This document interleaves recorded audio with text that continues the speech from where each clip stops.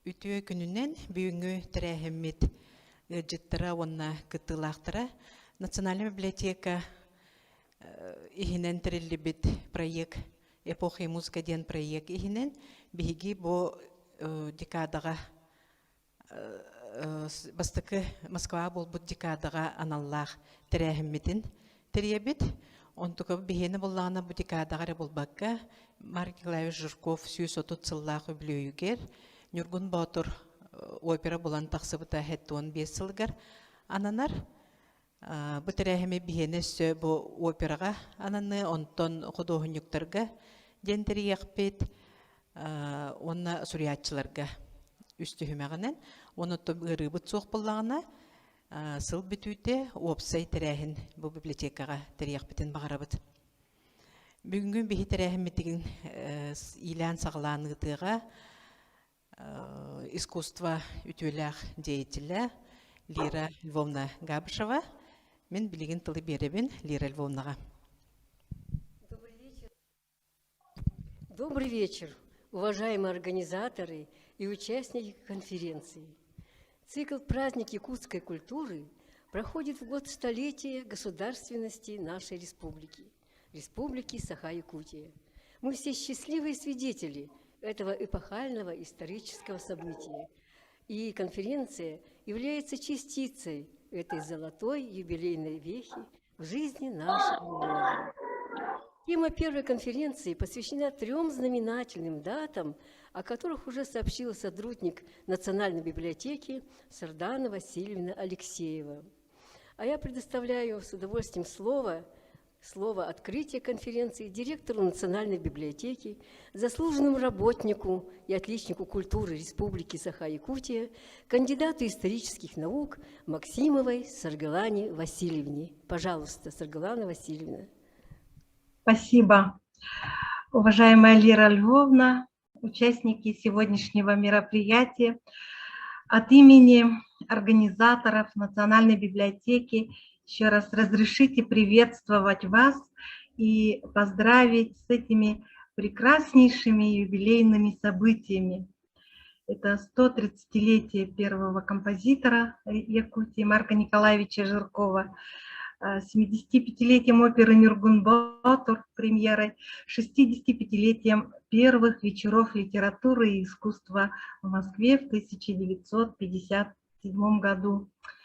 Да, какие даты.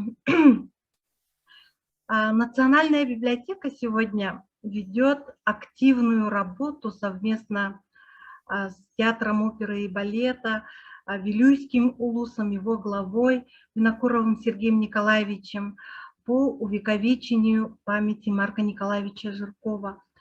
Как вы знаете, в настоящее время основной массив нотных рукописей Марка Николаевича хранится в научно-исследовательском центре книжных памятников Национальной библиотеки. Поэтому сегодня полным ходом идет работа по изданию полного собрания сочинений Марка Николаевича. Руководит проектом Татьяна Владимировна Павлова-Борисова. Уже сегодня изданы 5 томов. По плану мы должны издать 10 томов. На днях с волнением, с нетерпением ждем 6-й том. Это научный труд Марка Николаевича «Якутская народная музыка». Это впервые будет издана полная версия без купюр. Издается в Новосибирске в издательство «Наука». 10 томов, когда начинали мы в 2017 году, как будто бы это была такая авантюрная идея по инициативе Сергея Николаевича Винокурова. Но сегодня, когда мы уже увидели больше 60% изданных трудов, то я думаю, что для полного собрания, для издания 10 томов нам еще нужно 1-2 года. Я думаю, что выход всех 10 томов это будет тоже ну, одним из важнейших событий в культуре нашей республики. Также хочу сообщить вам, что в этом году пройдет международная научно-практическая конференция. Это 4-е Жирковские чтения. Марк Николаевич Жирков и вопросы сохранения культурного наследия. Национальная библиотека будет проводить совместно с Северо-Восточным федеральным университетом имени Максима Кировича Амосова и администрацией главы Вилюйского улуса. Также конференцию поддержит Московская государственная консерватория. Научным руководителем конференции является Татьяна Владимировна Павлова-Борисова. Ну, вот таким образом наша библиотека оказалась причастна увековечению такого самобытного, значимого, да, наследия Марка Николаевича Жиркова. С волнением, еще раз говорю, ждем завершения издания полного собрания сочинений Марка Николаевича Жиркова. И думаем, что вообще эта планета Марка Николаевича Жиркова и сегодня не до конца изучена музыковедами нашей республики. От себя лично хочу еще добавить в связи с линией красной 65-летием первых вечеров литературы и искусства в Москве. Я в составе детского ансамбля «Кончари» Усть-Алданского района в 1982 году удостоилась чести участвовать в декаде Дней литературы и искусства Якутской ССР в Москве в мае. Это было. Выступали тогда в Государственном центральном концертном зале «Россия». Это 40 лет тому назад, 60 лет я СССР, да, тогда. И хочу тоже поделиться ощущением праздника, невероятного такого высокого настроения. И я думаю, что вот эти воспоминания у меня остались как одно из самых ярких воспоминаний вообще детства, юности. И я думаю, и тогда, и сейчас для работников культуры и искусства это необычайно важные события, Дни литературы и искусства, которые были начаты в 1957 году. Спасибо всем вам за участие. Всем участникам желаю вдохновения, творческих успехов и, конечно же, доброго здоровья. Спасибо, коллеги. Спасибо, Саргалана Васильевна. А сейчас я приступаю, с вашего разрешения, разрешите зачитать доклад, который называется «Путь к опере. Первые музыкальные драмы Жиркова». Опера «Ланхон Юргун-Ботур» – первое детище якутской оперной сцены, и сегодня, в 21 веке, является единственным, самобытным и уникальным эталонным произведением мировой национальной классики в жанре оперы «Аланхон». Но путь к этому моменту пролегал через десятилетия неустанного творческого поиска и самоотверженного, поистине героического труда первого композитора, создателя и организатора музыкального профессионального искусства Марка Николаевича Жиркова, чье 130-летие со дня рождения мы отмечаем в апреле этого года. В неимоверно тяжелых условиях и невероятно сложных идеологических обстоятельствах эпохи и в годы Великой Отечественной войны велась эта огромная работа. Жирков оказался единственной кандидатурой, на кого руководство республики в те годы, осознав острую необходимость, могло возложить титанический труд создания профессиональной якутской музыки. Удивительно, но в совсем недолгой жизни, но гигантской по своему масштабу деятельности одного человека сконцентрирован весь период якутской музыки и оперно-балетного искусства от зарождения до признания этого нового художественного явления в музыкальном пространстве новой исторической эпохи. Во-первых, после окончания Московской консерватории возвращение Марка Николаевича Жиркова в Якутск уже обозначило кардинальный поворот в удручающем тогда состоянии музыкальной сферы республики. Организованный им в октябре 1936 года национальный хор, как первая кузница кадров, стал отправной точкой для всего профессионального музыкального искусства республики, первой лабораторией якутской музыки, первым центром музыкальной культуры и ее пропагандистом. Важным моментом является сочинение Жирковым музыкального оформления финального действия драмы «Туяр Мако» по пьесе Аюнского в связи с его юбилейным декадником. И фрагмент драмы «Туяр Мако» шел в один вечер с другим спектаклем юбиляра «Указ царя». Шел он 4, 5, 6 и с 9 по 12 апреля 1937 года. Как сказал тогда на премьере директор театра Тарас Местников, именно в этот день театр проложил тропинку к будущему музыкальному театру. Впервые в Аланхо звучали оркестровые номера авторской музыки, созданные на основе народного мелоса. Постановки были заняты наряду с драматическими и артисты хора. Музыкально оформленный фрагмент Аланхо в красочном сценическом решении произвел на зрителей сильное и убедительное впечатление. Этот удачный эксперимент и стал первым подступом к многолетней работе над главным детищем всей жизни композитора – музыкальной драме, а затем и опере в творческом тандеме Марк Жирков и режиссер Василий Местников, художник Георгий Туралысов. Далее Жирков сочиняет музыку уже к полнометражной музыкальной драме в 3 действиях «Туяр Мако» по этой же полной драме, написанной уже о юнском «Туяр Мако». В основе спектакля положен тоже сюжет ведущей легенды самого масштабного эпоса Аланхо Джолурьяр Нергунботур, который писатель воссоздавал на протяжении ряда лет. В музыкальном направлении «Туяр Мако» композитор включил увертюру, антракты, хоровые и балетные номера, а также по настоянию своих соратников впервые сочиняет оркестровое сопровождение вокальных эпизодов некоторых главных героев.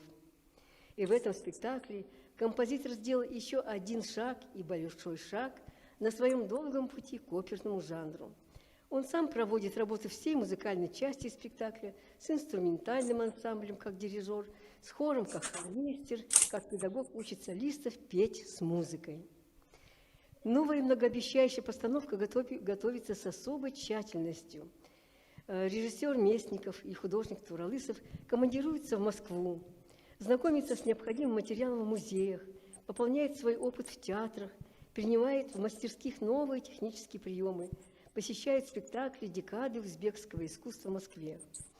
В решении спектакля и создании эскизов художники опирались на исторические достоверные археологические раскопки, исследования ученых-этнографов, использовали и опыт советских национальных театров. Сам автор Аюнский и одобрил яркие характеры героев, обещал по возвращении обязательно посмотреть спектакль. Он уехал в Москву на сессию Верховного Совета, но увидеть этот спектакль ему не довелось, так как в феврале он был арестован, но об этом в театре еще пока никто не догадывался. С ошеломительным успехом проходит премьера «Туяр Мако» 15, 16, 17, 18 марта 1938 года. Под грифом премьеры спектакль объявляется и 22 марта, и в апреле, и в мае месяце. «Туяр Мако» вызвала зрительский ажиотаж среди населения. На певцов обрушилась неведомый доселе успех и неведомая популярность. Как писал сам Жирков, «Туяр Мако» при аншлагах прошла до 50 раз. За главную роль Туяр Мако исполнила Александра Новгородова. Имя героини прикрепилось к ней в народе до конца жизни. В памяти современников неизгладимый след в партии «Кыс-кыс Кыдан» и «Джесса Мегет» оставила необыкновенно талантливая Екатерина Захарова, ставшая после этого спектакля всенародной любимицей. В роли Нергуна гремел Михаил Жирков. В то время он исполнял и роль Юрия Олана. Об этом говорит единственное фото в газете, которое сейчас нам покажут. Покажите, пожалуйста, фото в газете «Якутия» за 1938 год.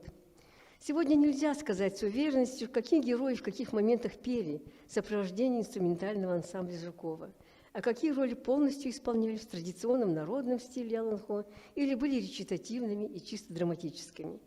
Возможно, это зависело и от различных ситуаций в небольшой труппе или срочных замен.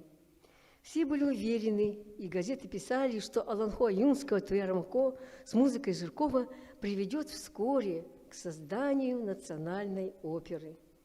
Но уже в июне Платон Аюнский уже официально объявляется врагом народа, и по театру вскоре прокатывается волна арестов, следствий, репрессий. Театру и музыкальному искусству был тогда нанесен сокрушительный удар. Историческая роль и решающее значение этой первой музыкальной драмы Туяра Мако долгое время замалчивалось и оставалось недооцененной. Истории ничего не осталось от этой полнометражной музыкальной драме, кроме уцелевших объявлений газет и немногих, впрочем, порой разнящихся воспоминаний участников-очевидцев. В связи с делом Аюнского в театре усугубляется гнетущая атмосфера всеобщего театра. В первую очередь с репертуара снимает Туяр Мако и присвоенное театру имя писателя Аюнского. Все, что связано с Аюнским, в срочном порядке приказано было уничтожить за 6 дней. Театр был обезглавлен. Арестованный директор театра Тарас Местников, художник Туралысов, режиссер Василий Местников. Пострадали многие артисты и работники театра. Жирков оказался единственным за чертой этой волны репрессий. Но наряду с признанием успехов композитор и его хор также подвергаются резкой идеологической критике в прессе. Затем, с возвращением в театр после следствия Василий Местников восстанавливает разрушенные творческие связи и планы, хотя Туралысов еще оставался под арестом. Было решено использовать и развить приобретенный художественный опыт в музыкальной драме Туяр Мако. И так началась работа по созданию музыкальной драмы «Джулурьяр Нюргунбатор», ставшей преемницей традиции, заложенной Платоном Аюнским. Еще долгие годы имя Аюнского будет находиться под запретом. Автором нового драматического либретто стал Дмитрий Коннович Сивцев-Сорун-Амалон. Он писал тогда: «В основу либретто положен текст якутского Аланхо Нюргунбатор «Стремительный», записанный Аросиным и изданный Пекарским в 1907 году. Однако я не ограничился одним только этим вариантом и в ряде случаев использовал мотивы из многих других Аланхо. В первом варианте либретто мною также использован текстуальный материал из Аланхо Аюнского Туяра Мако, к которому я подходил как к фольклорному источнику. Это я сделал сознательно, дабы возвратить народу его творение, которое, если связать с именем одного Аюнского, могло быть предано забвению. Конечно, и работа Жиркова выходила далеко за границы непосредственного сочинения музыкального спектакля. Он одновременно собирал, изучал народный мелос и, как обычно, и обучал и работал над вокалом с исполнителями. О создании музыкальной драмы «Джулурьяр Нюргунбатор» говорится и в его монографии. Он писал: «Для изучения музыкального народного стиля Аланхо в Якутске из районов республики вызывались аланхасуты. При этом организовывались коллективные прослушивания творчества певцов, а затем утверждалось нами. Далее составлялись клавир и партитура. Музыкальная драма «Джулурьяр Нюргунбатор» создавалась мною на подлинных народных мелодиях Аланхо типа «Деретеже», записанные от сказителей аланхасутов, которые довольно точно отразили напевы Аланхо, несмотря на гармонический наряд и сопровождение симфоническим оркестром. Спектакль не потерял своей национальной специфики и всеми слоями якутского народа был воспринят с большим удовлетворением, о чем свидетельствует целый ряд статей и положительных отзывов о музыке этого народного произведения. Большая часть мелодического материала была записана Жирковым с голосом молодого аланхасута Устина Нахсорова. В этой постановке Нахсоров стал первым исполнителем партии Нюргуна Ботура. Мотивы персонажей были записаны также с голоса Александры Новгородовой для партии Туярмы. Михаил Жирков напел мотивы для Нюргуна Ботура, Виктор Савин для Отто Сутаки, Дарья Масоркина для партии Ан Алахчин Хатун. Всю работу над спектаклем объединяло талантливое решение режиссера-постановщика Василия Местникова.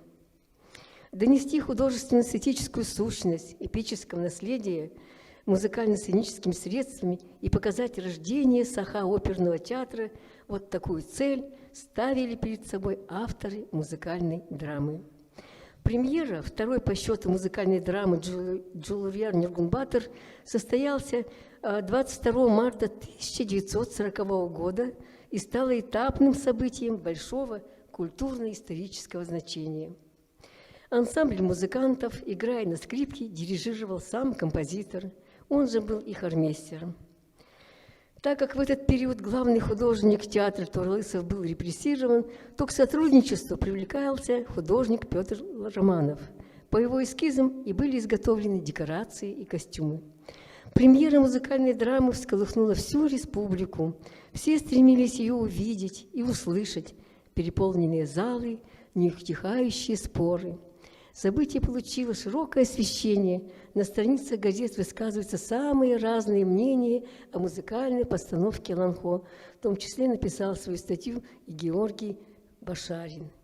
Но для зрителей центром являлись все-таки актерские работы, в которых ярко высветились вокально-драматические таланты исполнителей. Александры Николаевой, Новгородовой, Устины Наксорова, Виктора Савина, Екатерины Захаровой, Анны Егоровой и Евдокии Скрябиной, Иннокентия Местникова, Петра Решетникова, Дарьи Масоркиной, Дмитрия Ходула, Прасковьи Федоровой и так далее.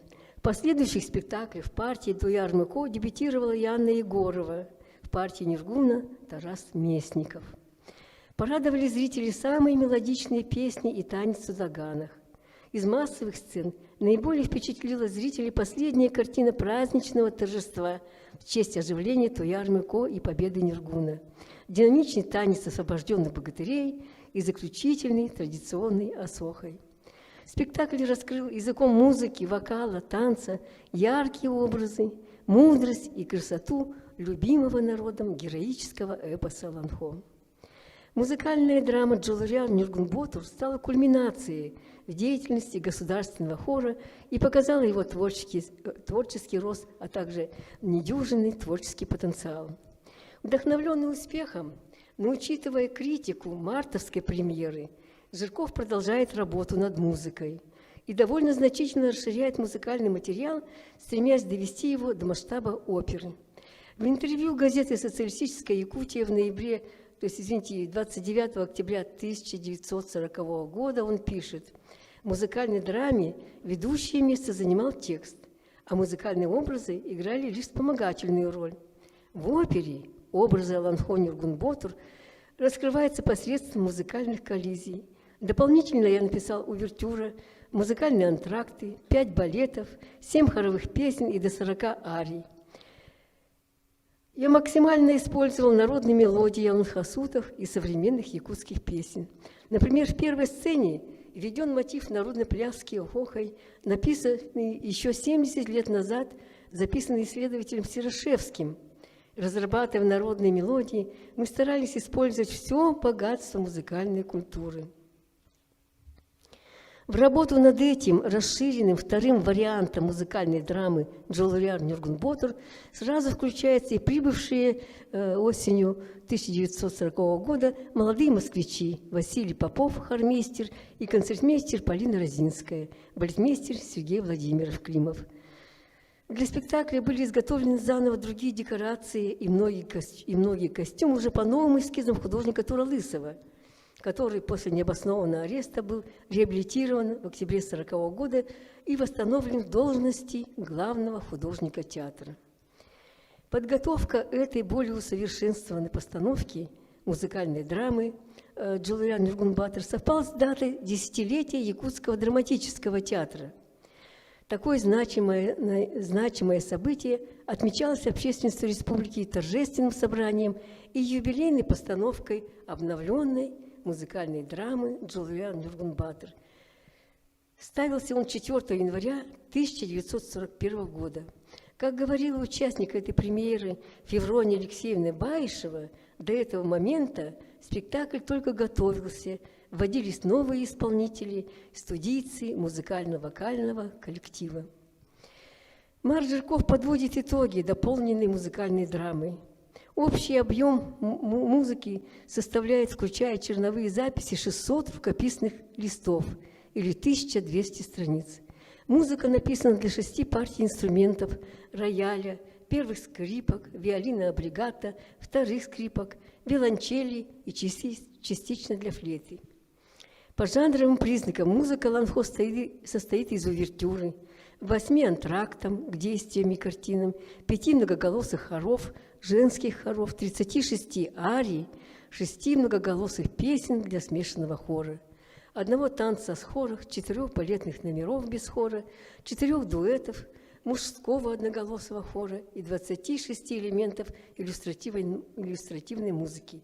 Якутская национальная опера находится только на первой стадии своего развития.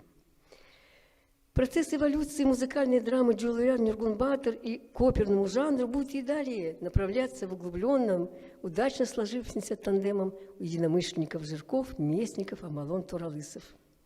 Жирков продолжает от сезона к сезону постоянно совершенствовать музыкальную драму и вносить новый музыкальный вариант при очередном возобновлении спектакля в новом сезоне. Так, к февралю 1942 года дополнительно в спектакле появляется пролог, сцена Туяр-Мыко и подруг в Урасе. Состав оркестра увеличивается до 9 человек, делается дополнительная оркестровка. Вот в годы Великой Отечественной войны героический дух музыкальной драмы Джулиан Нюргун-Батор приобретает особое патриотическое звучание и значение для якутского народа. Спектакль звучит жизнеутверждающим символом грядущей победы. Он пользуется необычайной всенародной любовью и популярностью. Люди шли на спектакль снова и снова, приезжали из дальних улусов, чтобы еще раз встретиться с любимыми героями Ланхо. Легендарным в истории театра и культуры стал 100-й спектакль Джулиан Нюргун-Батор, состоявшийся 20 марта 1943 года с небывалым воодушевленным подъемом. Общественность республики широко отметила это событие, несмотря на тяжелую ситуацию в военном времени. В этот день, 20 марта 1943 года, зрители приносили с собой по полену для печного отопления театра. Переполненный зал не мог вместить всех желающих зрителей. По инициативе Жиркова в честь 100-го спектакля театр собрал средства на сооружение танка Джулиан Нюргун-Батор в танковой колонии Красной Якутии, а также отправил с отчетом телеграмму на имя Верховного главнокомандующего Сталина. Как сказал в те дни режиссер Василий Местников, музыкальная драма Джулиан Нюргун-Батор – чудеснейшее создание поэтического гения якутского народа, по заслугам будет стоять в ряду общепризнанных жемчужин советского искусства, рядом с такими эпическими произведениями, как «Манас», «Энхо-Булат-Батор», «Джангар», сохраняя свой самобытный колорит. А далее, благодаря инициативе и усилиям Жиркова, создается Государственный музыкальный театр-студия постановлением Бюро ВКПБ от 19 мая 1944 года.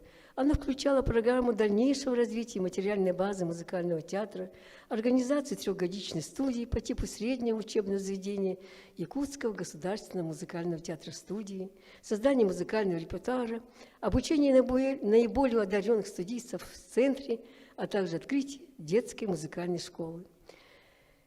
Этот решающий и дальновидный шаг Жиркова привел к завершающей первой стадии формирования Якутского музыкального театра и к созданию первых национальных оперно-балетных спектаклей и якутской симфонической музыки.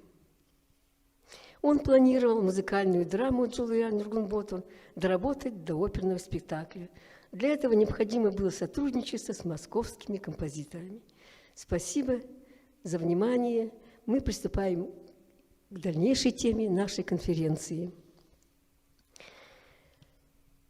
Значения первых музыкальных драм Марка Жиркова были пропитаны аутентичным народным духом легендарного эпоса Ланхо, который привносили современные ланхасуты тех лет.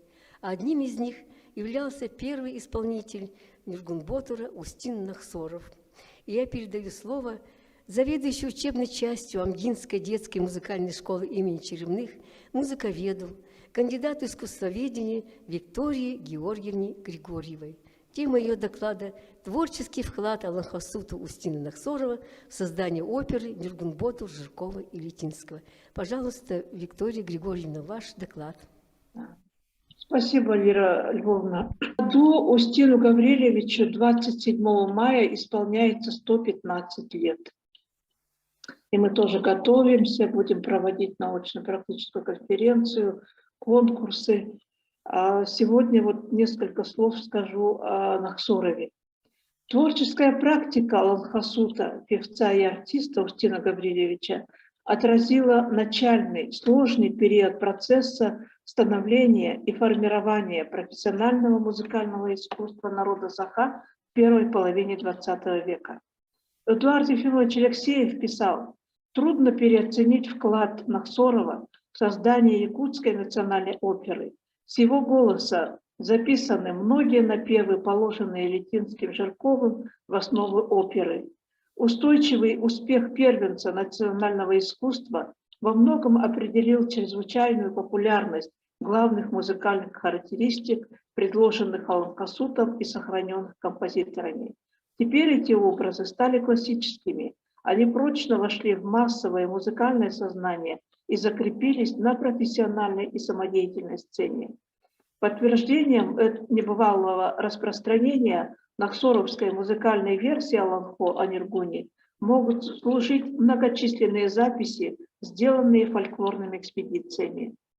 К концу 30-х годов Нахсоров был уже хорошо известен как Алан-Хасут и глубокий знаток фольклорного искусства. Именно в этот период происходит судьбоносное событие в его жизни.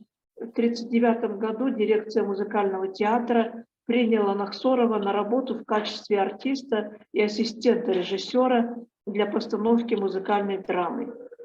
О работе над драмой Жирков писал: «Народные певцы консультировали артистов, передавали им свой богатый опыт.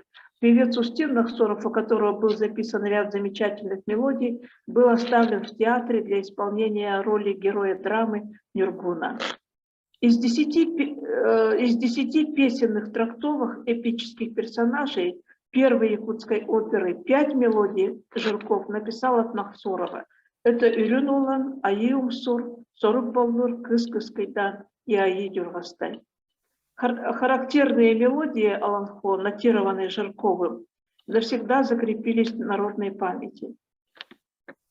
В этот же год, по воспоминаниям Нахсорова, опубликованным в республиканской газете «Кым», он 33 раза исполнил Ниргун Батура без дублера.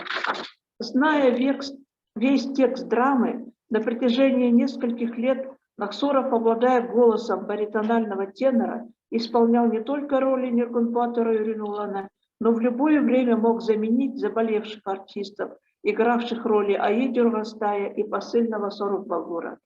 По воспоминаниям Нахсорова, в выездных гастролях по районам он также выступал в роли Оту Гутакы, Аллук, Мас и Кыс-Кыс-Кайдан. В этот период Нахсоров, превосходно исполняя 7 ролей в одной музыкальной драме, затем и в опере, был воистину лучшим сценическим интерпретатором персонажей Аланхо. Он писал: «Для создания правдивого образа Ирюнулана я несколько лет изучал творчество народных сказителей Алан-Хасутов. Большие затруднения встали передо мной, когда я приступил к работе над чисто вокальной стороной. Благодаря упорной напряженной работе над голосом при помощи вокалиста Чукардиной и концертмейстера Розинской я научился придерживаться музыкального ритма и подчинять свое пение оркестровому звучанию. Однако импровизатору Нахсорову трудно было освоиться в рамках европейского темпоритма, и он одним из первых уходит из состава музыкального театра. Творческий путь и песенное наследие Нахсорова позволяет сделать вывод о важности фигуры певца-импровизатора первой половины XX века, в творчестве которого музыкальная традиция Саха соединяется со сценическим искусством профессионального театра. Являясь одним из основоположников якутского профессионального музыкально-театрального искусства, Нахсоров в своем творчестве органично воплотил на профессиональной сцене национальные образы Саха, выраженные средствами традиционного музыкального фольклора. Спасибо за внимание. У меня все. Григорьевна, спасибо большое за ваш доклад. Очень интересно. Конечно, личность, фигура Нахсорова, вот она уникальна, удивительна. Вот это любимец народа нашего издавна, и эта любовь продолжается и в наши дни. Да, А сейчас я хочу... Да. Видно, да, слайды? Я забыла подключить. Ну, посмотрим слайды. Видно, да? Видно. Ну вот, это фотография с Большого театра, когда он в 1946 году выступал. Это уже в роли он Нергон Батора, и вот это его одна из последних фотографий. Спасибо.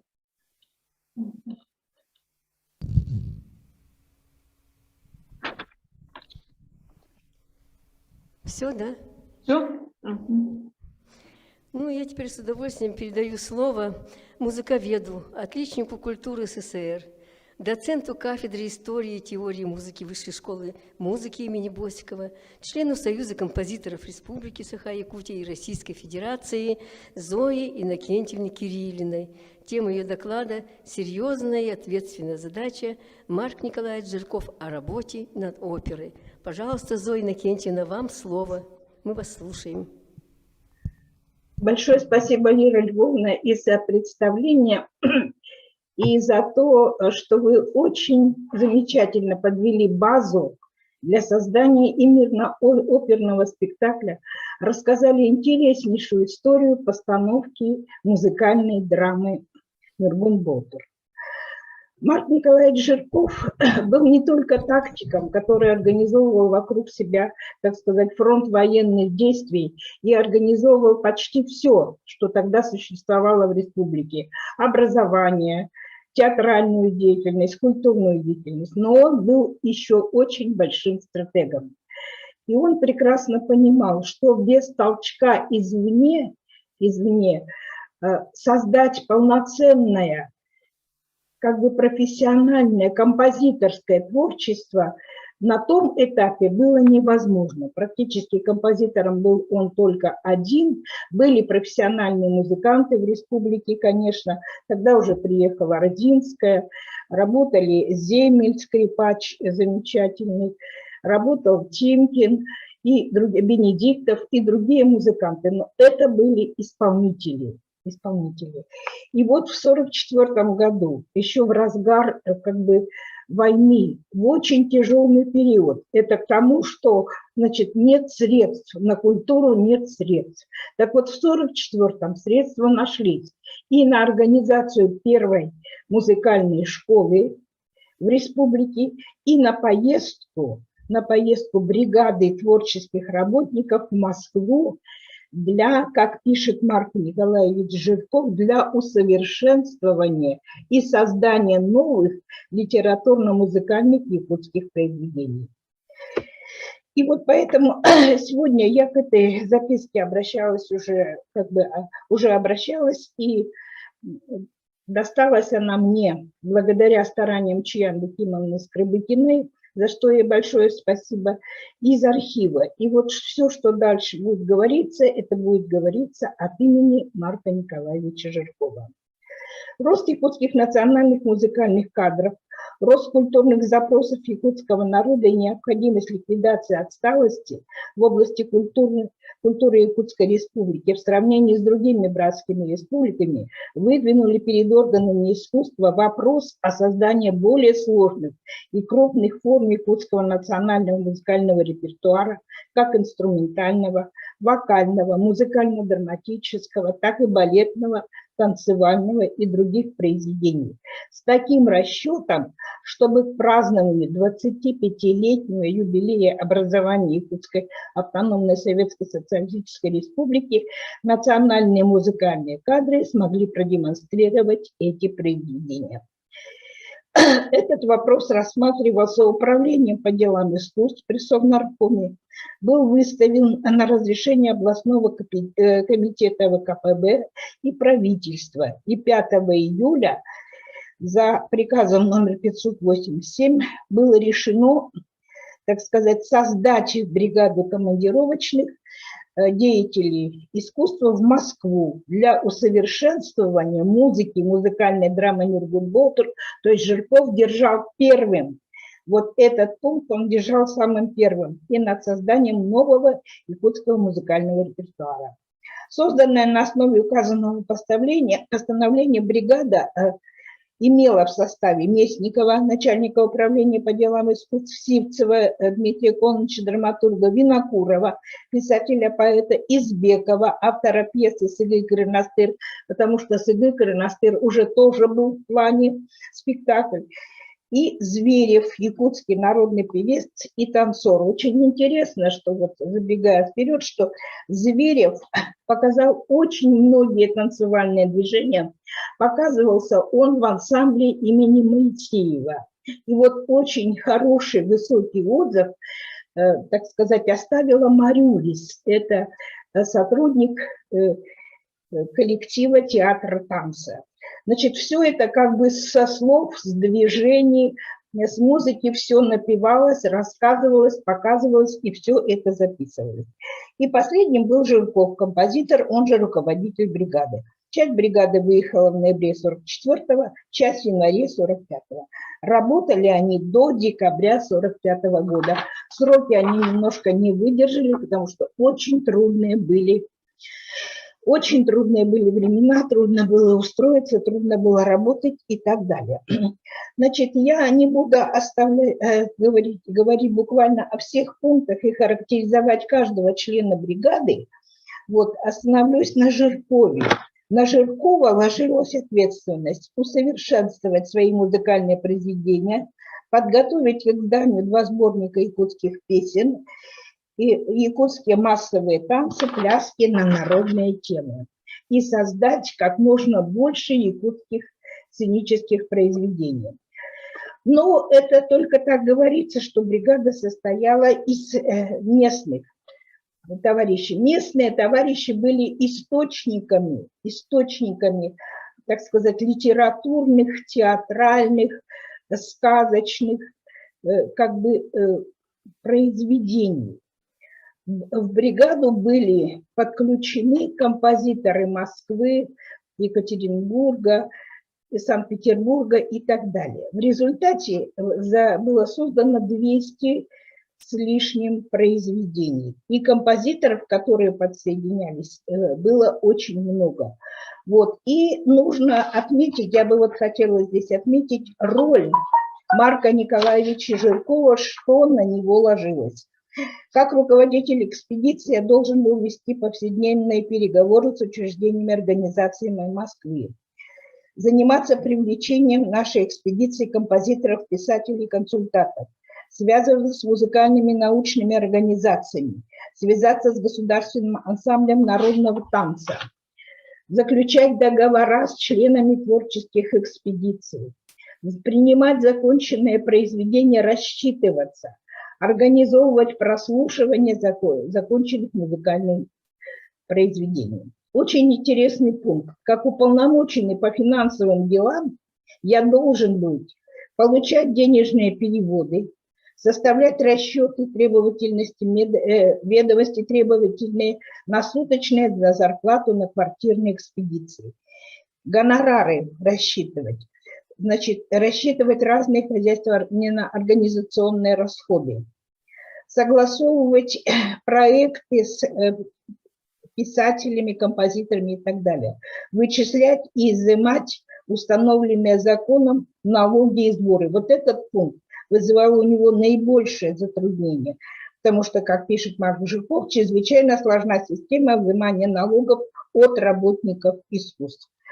Вот. И то стоит только порадоваться, что у Марка Николаевича было соответствующее образование. Всего мною взыскано 99 470 рублей налогов при общем обороте, выражающемся в 678 435 рублей 0,5 копеек.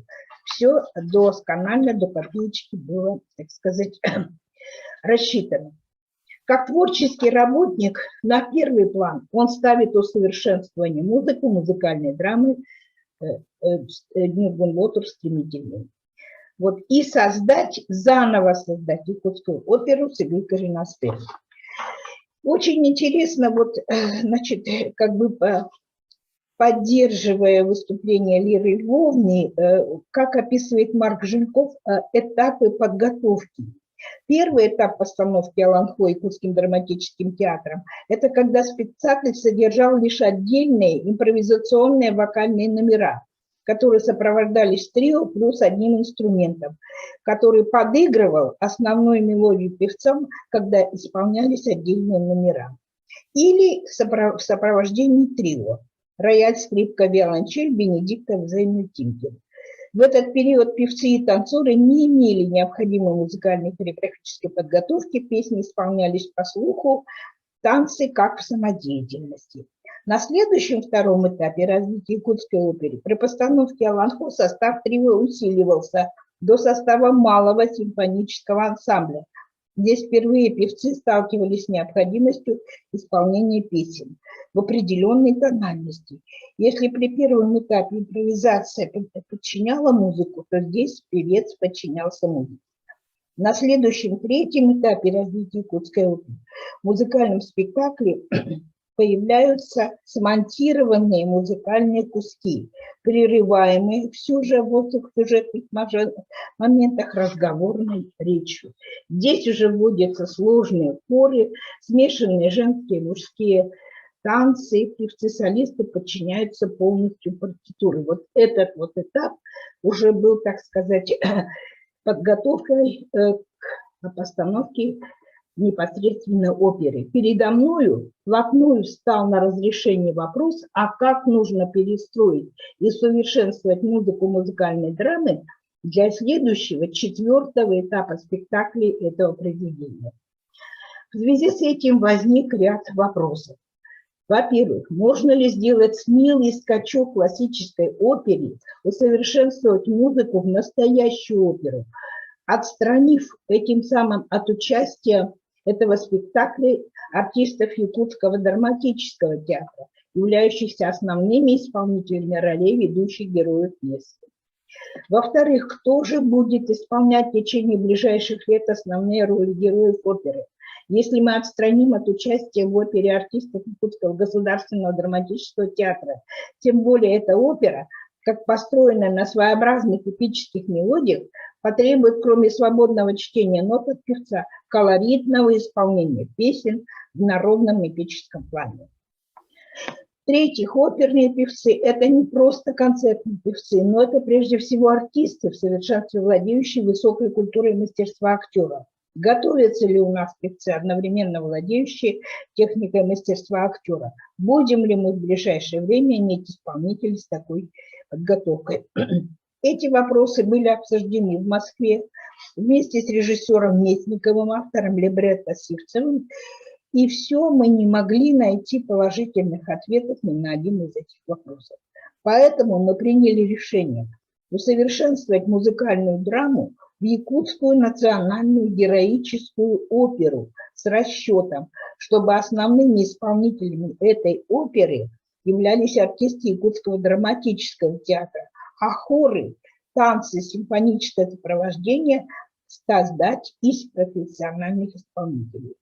Таким образом, якутская музыкальная драма «Днюргон Вотер» стремительно усовершенствована эпическую, героическую народную оперу с расчетом постановки ее объединенными творческими силами Якутского государственного драматического театра, Якутского государственного музыкального театра студии. В усовершенствовании клавиры музыки Аланхо мне помогал рекомендованный Оргкомитетом Союза композиторов СССР. То есть выбор пал не случайно. Заслуженный деятель искусств узбекской, татарской, Кабардино-Балкарской республик, воспитатель целой плеяды национальных композиторов профессор Литинский. Инструментовал и написал партитуру Аланхо композитор Соколов, инструментовавший оперу Шах-Сенем Глиера. Вторым большой формой вновь созданным музыкальным произведением является якутская опера по либретто Избекова и Винокурова. Авторами музыки являемся я и профессор Литинский. Но вот в этом случае, в создании оперы «Сыгы Кырынастыр», значит, была выбрана другая позиция. То есть это была полноценная опера с составом ансамблей, дуэтов, сольных номеров, хоров, инструментальных фрагментов, симфонических фрагментов. То есть эта опера была создана как бы заново. Марка Николаевича Жиркова очень беспокоили вопросы соотношения национальной музыки и как бы профессиональной академической музыки. Изучая пути развития национальных опер и в братских республиках, мы устанавливаем, что на первом этапе развития советской музыки в национальных республиках композиторы, авторы музыкальных спектаклей лишь подбирали и компоновали как мозаику популярные народные мелодии, как у нас. Вот. На первых 3 этапах его развития. И первые оперы, например, опера «Буран» в Казахской республике, «Захрей Тафир» в Туркменской республике, «Айчурек» в Киргизской республике уже совсем не похожи на такие мозаики. И слушаются они с большим увлечением, и с большим увлечением принимаются. То есть поэтому Марк Николаевич Жирков выбирает уже совершенно другую тактику. Вот. Очень большое значение Лера Львовна вот сказала здесь об идейной установке, которая как раз совпала с периодом Великой Отечественной войны. И здесь Марк Николаевич Жирков подчеркивает, что основная идея оперы – это как бы любовь к родине. Вот. И поэтому трудность очень велика. Например, пишет Марк Николаевич Жирков, в своей опере Иван Сусанин Глинка заимствовал из народных песен только первые ноты первого хора. Однако нам кажется, что мы уже где-то слышали мелодии, что они родные. В этом заключается вся трудность. Дело вовсе не в том, чтобы перенести в оперу народный напев. Задача представляется гораздо более трудной. Подражаем ли ему или нет, необходимо пережить в своей душе тот процесс творчества, путем которого в течение веков создавалась неведомая нам авторская народная музыка. Вот. Таким образом,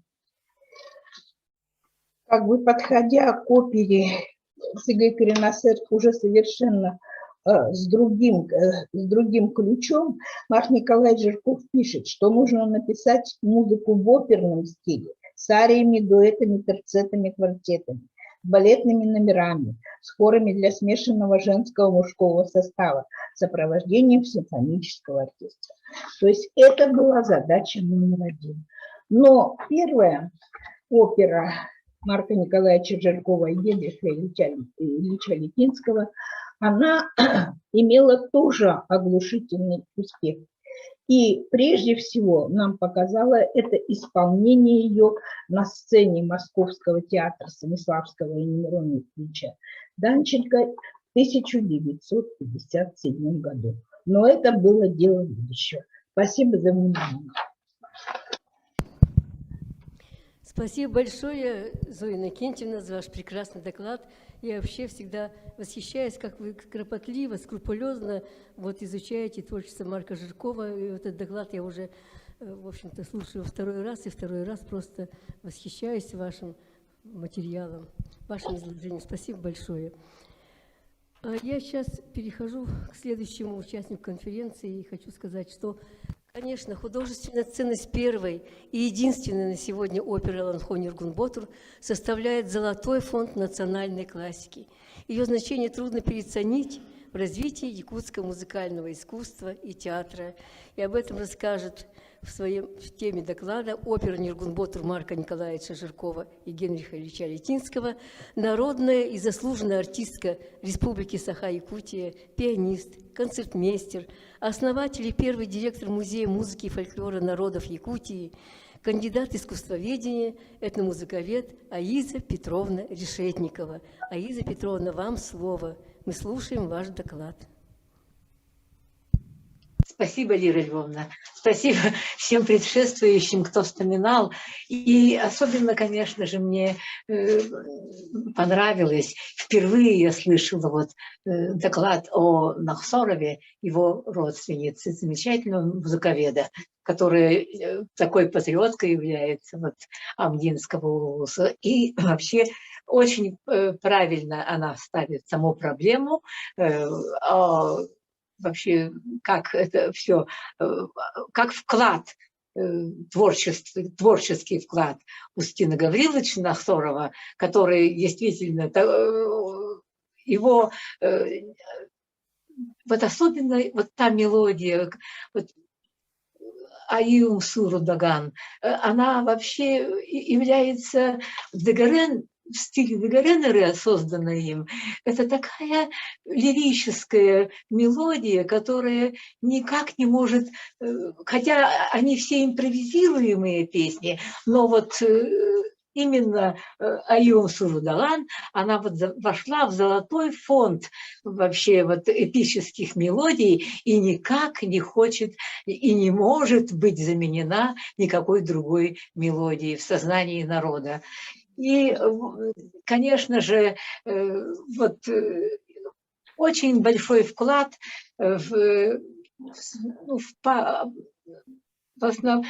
основал музей, вот, музей в музее, музей Марка Жиркова в музее народной педагогики имени Староватова. Это, конечно же, Василий Иванович значит, Санников.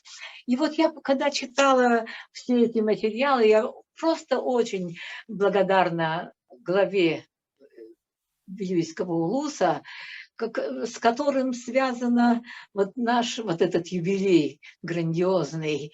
И именно этот человек, и историк по образованию, и вообще, который ищет и находит выходы вот такого уровня празднования вот, юбилея нашего гиганта музыкального Марка Николаевича, который вышел и на Московскую консерваторию. Но самое главное, он нашел деньги на полное собрание сочинений Марка Николаевича Жиркова. И вот Василий Иванович Санников, он ведь создал музей Жиркова.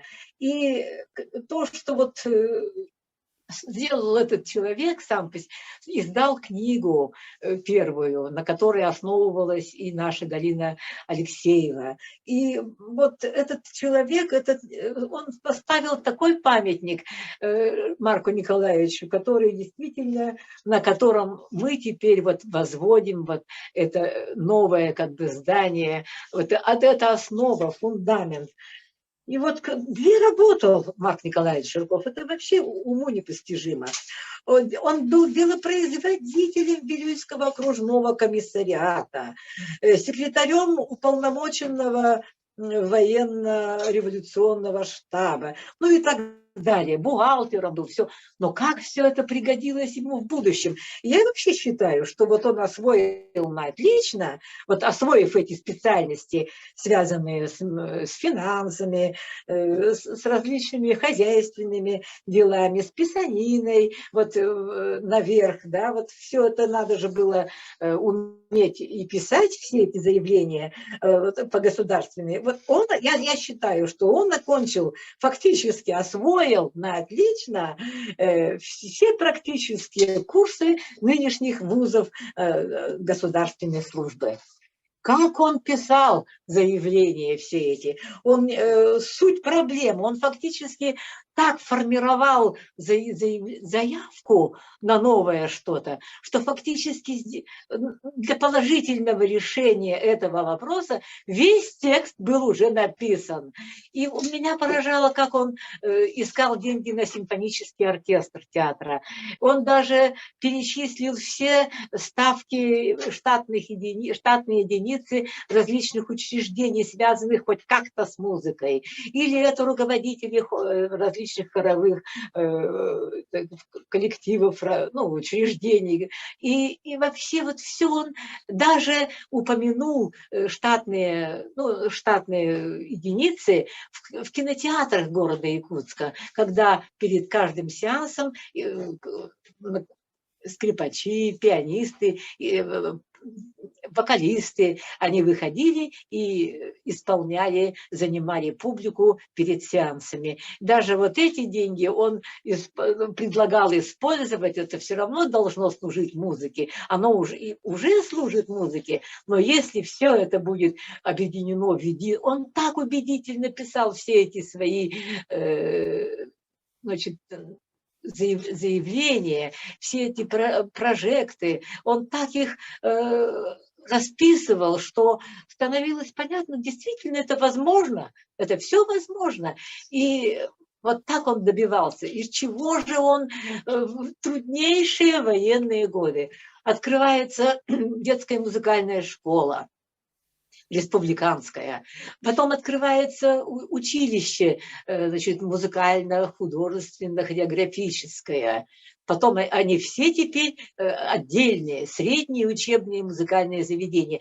Вот так он, и, кстати, у него был прекрасный сподвижник, это Семен Семенович. И вот плюс еще Илья Егорович Винокуров, председатель Совнаркома в те годы. Ну, про него я не знаю, про Винокурова. Это точно вот документально подтверждено. Да, хорошо. Но, слава богу, были такие люди, которые понимали его, поддерживали его и помогали. И действительно, эти все вот заявки, они все исполнялись. Вот даже эта немыслимая экспедиция 1944 года, где так пригодились его профессиональные знания бухгалтера. Ведь обналичивать безнал в военное время, чтобы выплачивать все эти гонорары московским композиторам, это дорогого стоит. Это столько надо было действительно переговоров, разговоров, и вот каждый вечер подводить эти итоги. То есть все было организовано блестяще. И вот я так рада, что соприкоснулась с этим томом, что мне все эти замечательный архив, который хранится у нас. Слава Богу, что он так сохранился, и еще возможно и дополнять эту книгу. Она не такая уж и большая получилась. И, в общем, она, конечно, огромна, но дел-то еще больше, сделанных им. И, значит, я думаю, что вот они вместе с Сюльским вот выходили каждый раз из положения.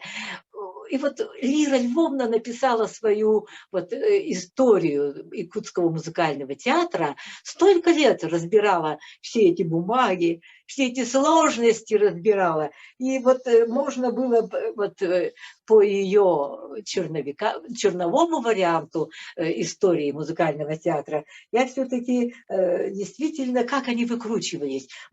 Он приехал, для него был создан вот в театре из консерватории. И вот национальный хор, он назывался тогда, да, из 29 штатными единицами. Это были студенты ГИТИСа в основном.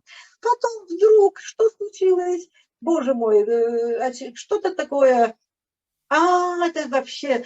Дальше был арестован Аюнский. И вот это...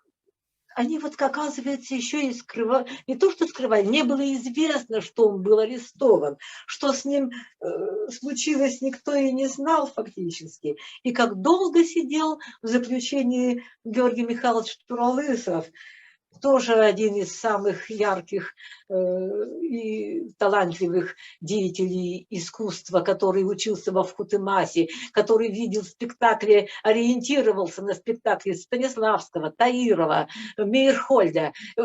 И посмотреть его костюмы, посмотреть его декорации, коварство и любви, там шахматный пол, это великолепие президентского дворца, или какая ковровая венецианская голландская скатерть, Вателла, значит, и костюмы какие. Это был период таких ярких творческих личностей, как вот вокруг Марка Николаевича, конечно же, был вот именно еще и Георгий Михайлович. Они вместе, кстати, работали в Народном театре Вилюйском. Он был режиссером, наш дорогой Георгий Михайлович, и ставил сам спектакли. А потом вот вместе они ставили Нюргенбатор. Сначала, и потом что же случилось? Господи, арест Ватаюнского, и вот, конечно, было совещание за совещанием, и все. И могли действительно убрать этот хор. И сколько вот, запрет спектакля был, значит. И вот дальше, но наши вот, руководители, Марк Николаевич и Сюльский, они провели собрание, и они еще даже новый самостоятельный статус коллективу придумали. Не просто там, сложив руки перед тем, такое горе, как арест Таюнского. И вот, но вот они в перспективе, они верили все, они писали столько писем о перспективности национального хора, который был, отныне, что их поддержали наверху в партийных органах. И вот и был создан на этой основе государственный якутский хор с увеличением еще и зарплат, штатных единиц и так далее. И так они выкручивались, бедняги. И каждый раз статус все рос. Хора. Такой с нами рядом гений жил. Просто невероятный. Он ходил со скрипочкой в Народный дом каждый день. И каждый день он записывал, у него не было партитур, у него не было нот. Он записывал с пластинок, с патефона, он записывал эти вот вальсы различные, потом арию Сусанина и различные танцы и так далее. Все это записывалось им на партитуру сначала, с патефона или из других каких-то, вот, были еще другие какие-то механизмы. И вот он, конечно же, писал партитуры все эти для своего маленького оркестра, разнородных совершенно инструментов. Но этот оркестр так скрашивал, украшал жизнь вот его современников. Они играли не только вот на концертах, каждую неделю они давали концерты с солистами, с хором. Они потом играли на танцах под оркестр. Представляете, вот они тогда под живой оркестр. Потом, значит, они играли, оформляли фильмы немые. То есть идет фильм, а оркестр играет. То есть они все тоже были импровизаторами, тоже они каждый свою лепту. А давайте я здесь сыграю вот эту мелодию. Ну, в общем, под настроение, под сюжет фильмов. Вот. И плюс ко всему еще играли соло. Шаю вот еще раз соприкоснулась с наследием Марка Николаевича Жиркова, читаю вот то, что по второму кругу и так далее. Спасибо вам, моей родной библиотеке, что организовано это вот замечательное наше собрание. И спасибо за приглашение. Спасибо, извините, что может быть долго. Спасибо большое, Лиза Петровна. Конечно, вы человек, который был на руках Марка Николаевича Жиркова. Это, конечно, для нас всех святое. И ваши эмоции, конечно, не всегда украшают любое наше собрание, любую конференцию. Спасибо большое, здоровья вам. А я передаю свое слово, все-таки скажу немного об опере «Нюргенбатор», что премьера была, конечно же, перед этим предшествовала большая творческая командировка всех специалистов в Москву, о чем рассказывала Зоя Иннокентьевна Кириллина. Вот. И 25 июня, в честь 25-летия автономии СССР, была декада искусства, театральная декада в Якутске. И в рамках этой декады прошла опера, премьера оперы «Нюргун-Ботур» Марка Жиркова и Генриха Литинского. Конечно, это было совершенно другое произведение, нежели чем музыкальная драма «Джолулян Нюргун-Ботур». Это была настоящая опера, написанная профессиональным композитором на основе музыки Марка Николаевича Жиркова. Главные партии блистала Анна Ивановна Егорова. Нюргун-Ботуром пел Михаил Жирков, ну и так далее. Прекрасная исполнительница была Кыскыскайдан Мария Белолюбская. Я хочу сказать, что все-таки это большое событие, оно как-то промелькнуло, вспыхнуло как молния, и затем все пропало. Об этом я расскажу уже позже. А сейчас я передаю слово музыковеду, отличнику культуры Республики Саха-Якутия, кандидату искусствоведения, доценту, ответственному секретарю Союза композиторов Республики, преподавателю музыкального колледжа имени Марка Жиркова Чаянде Кимовне Скрыбыкиной. Тема доклада о колористике в опере «Нюргун-Ботур» Жиркова-Литинского. Пожалуйста, Чаянда Кимовна, вам слово. Мы слушаем вас.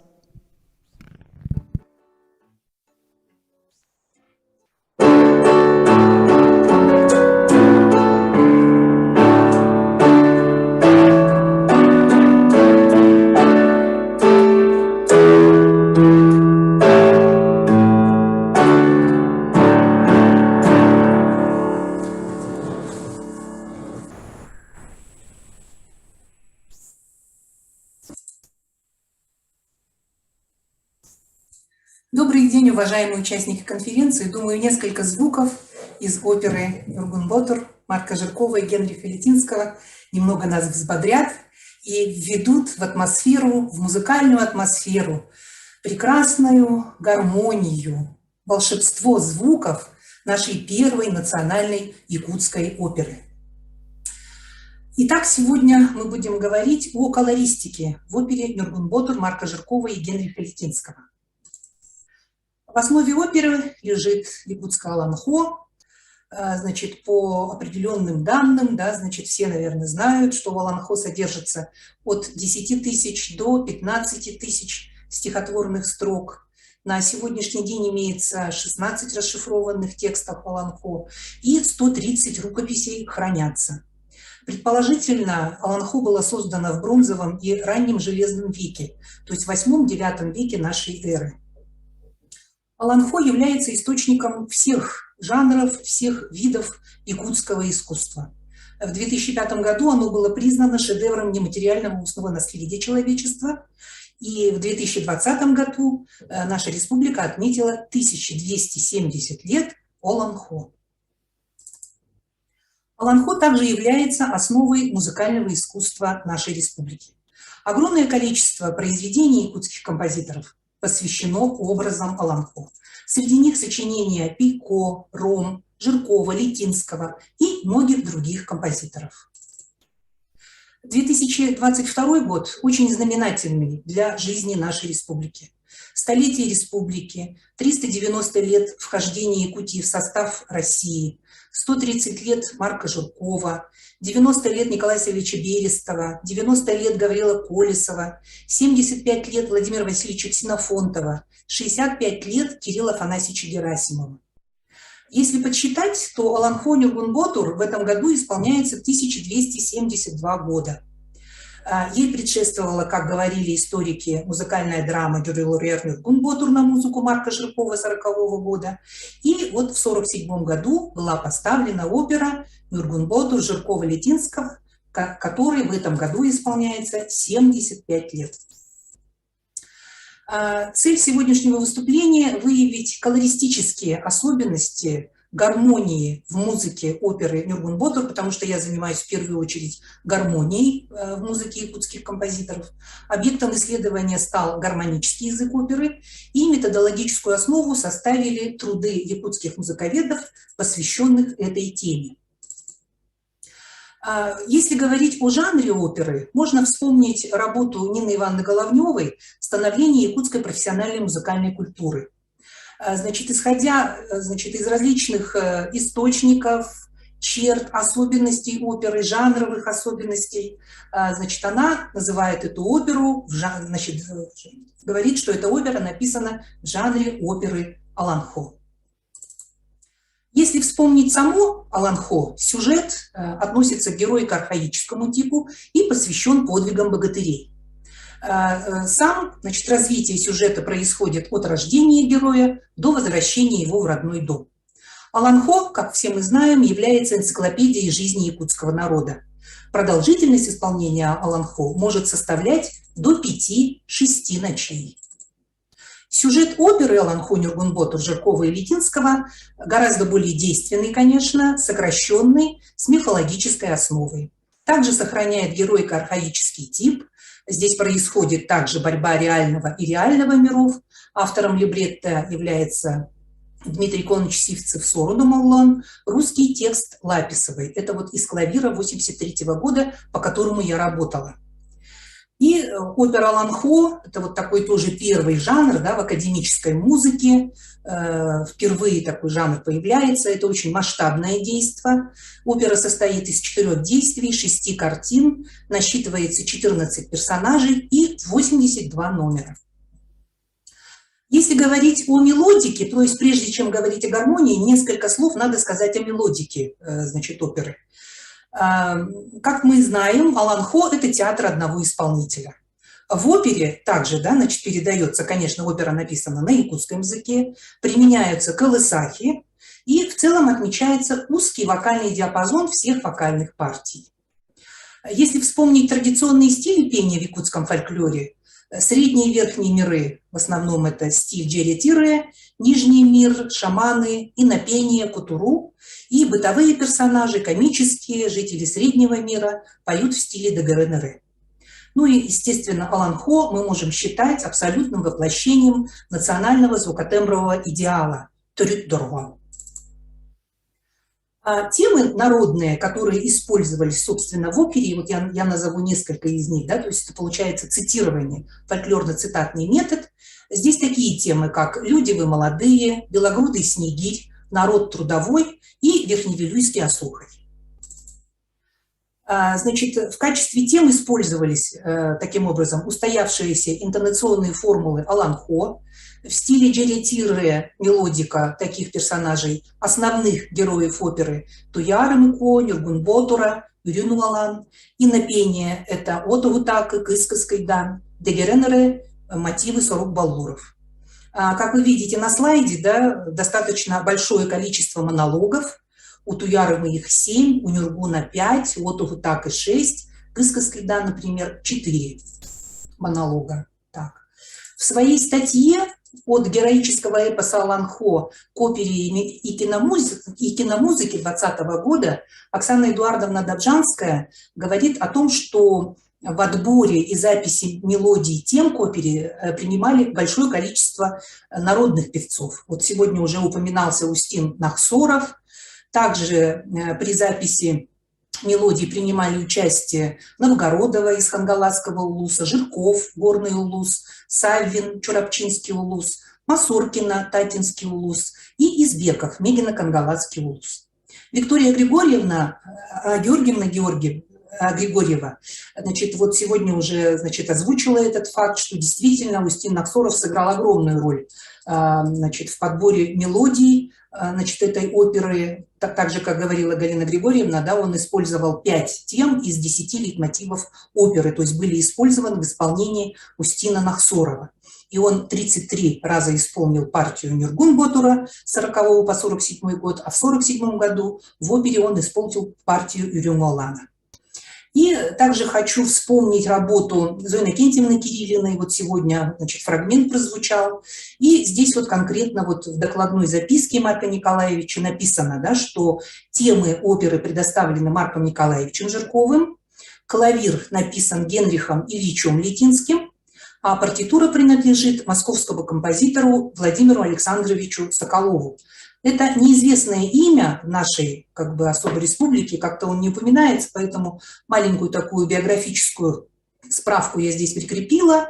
Мы видим, что это был композитор, педагог, концертмейстер, дирижер. Вот в интересующем нам 1944 году он работал заведующим музыкальной частью и дирижером фронтового театра музыкальной комедии, а также музыкальным корректором ВОКСа. Вот у него есть произведение для термин ВОКСа. И, в частности, вот я обратила внимание, что у него есть также обработки туркменских народных мелодий. То есть он довольно часто обращался к обработке национальной музыки и, будучи учеником класса Глиера, получается, оркестровал не только якутскую музыку. Итак, о гармонии оперы. В гармонии выделяется такое понятие, главный строительный материал, конечно, гармонии – это аккорд. В нем всегда выделяют две стороны. Первая – это функциональная сторона, связанная с ладотональной системой, и фонизм, звучание, красочность аккорда. Надо сказать, что в опере «Нюрбун-Ботур», конечно, колористическая, красочная сторона аккорда преобладает над функциональной. И в некоторые моменты можно даже говорить о том, что какая-то часть гармонии можно отнести даже примерно к сонорной системе. Кстати, о колористической гармонии. Значит, это известный термин, он возникает во второй половине XIX века и связан, конечно же, в первую очередь с гармонией импрессионистов, но также с музыкой русских композиторов, Могучей Кучки, Чайковского, Римский-Корсаков, Мусоргский, Бородин. Практически у них у всех колористическая гармония. Если посмотреть на вот эту систему, которую предлагает исследователь Маклыкин в своей диссертации 1985 года «Сонорика в музыке советских композиторов», выделяются три основных типа сонорной системы, одним из которых является колористическая гармония, в которой действительно на первое место выходит не функциональная сторона аккорда, а фоническая, где в качестве основных ладовых систем используется модальная гармония, расширенная тональность и хроматическая тональность. Сейчас мы в этом убедимся. Итак, в гармонии оперы «Нюрбун-Ботур» используются в основном два рода гармонии. Это функциональная гармония и колористика. Функциональная гармония, вот когда я открыла сразу клавир, да, вот он у меня перед глазами, очень долго искала. Действительно показалось, что нет функциональной гармонии. Но присмотревшись на нотный материал, особенно массовых сцен, можно сделать вывод, что функциональная гармония сохранилась здесь. Правда, конечно, фрагментарно. Надо сказать, что в чистом виде прямо функциональная гармония или та же, например, модальная гармония, колористика, они всегда идут в смешанном таком объеме, да? Но больше всего все-таки следует отметить, что функциональная гармония, она характерна именно для массовых сцен. Вот посмотрим, например, хор девушек. Второй номер, буквально, так сказать, самое начало оперы, первое действие. Здесь мы видим натуральный фа-мажор, видим доминант-септаккорд. Доминант-септаккорд разрешается в тонику, то есть вполне функциональная гармония. Но в дальнейшем уже, так сказать, довольно сложно, особенно в монологических сценах, в ансамблевых сценах, тем более в инструментальных, танцевальных каких-то сценах, связанных с нижним миром, практически мы не найдем функциональную гармонию. Итак, основной тезис вот сегодняшнего выступления, что во главе гармонического языка оперы лежит колористика. И, как мы видим, здесь претворены все основные ладовые системы, которые характерны для колористической гармонии. Это в первую очередь модальные лады, модальное, линеарное, мелодическое мышление. Все мы помним, что фольклор якутов одноголосный, линеарный, мелодический. Это не могло сказаться при формировании многоголосности, многоголосной гармонической фактуры в музыке композиторов. Второй вид системы ладовой, который также мы можем отнести к колористической, это расширенная тональность. Виды расширенной тональности тоже мы немножко позже рассмотрим на примерах. И используется также хроматическая тональность. Модальные лады. Здесь на первый план выходит целотоника.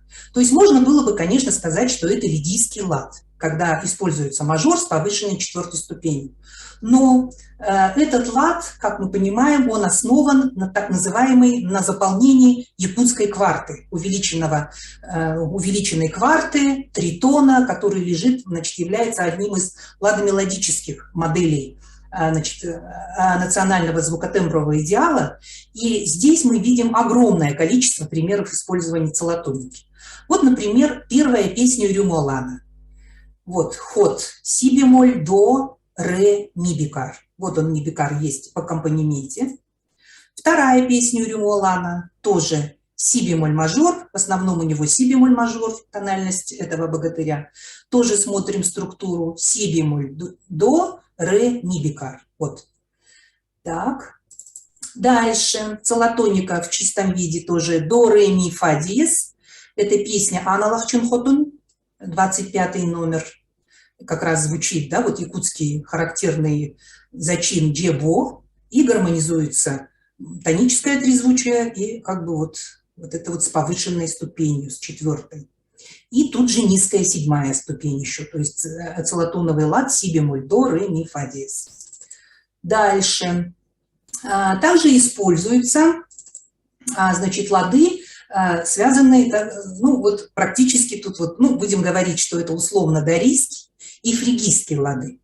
Например, в первой песне «Кыскаской дан» мы видим ре минор дорийский, в котором 6-я повышенная и 2-я пониженная.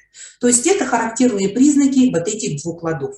Ну, если, конечно, копнуть глубже, это тоже будут якутские лады. Лады якутской музыки, о которых говорил Эдуард Ефимович Алексеев в своей монографии. Он выводит 10 равномерных ладов, 37 равномерно сокращающихся ладов.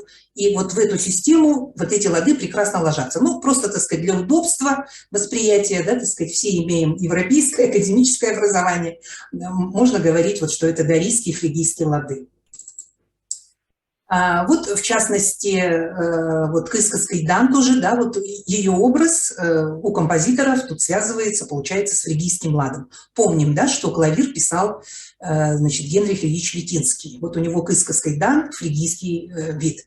Тут ре минор, вот он, ми бемоль появляется. Тут я просто сфотографировала начало номера. Дальше вот этот ми бемоль будет появляться очень часто. То есть именно вот эта острая, низкая 2-я ступень характеризует, значит, исполнение темы Кыскаской дан. Дальше посмотрим. Расширенная тональность. Следующий вид ладовой системы, который также говорит о присутствии колористики.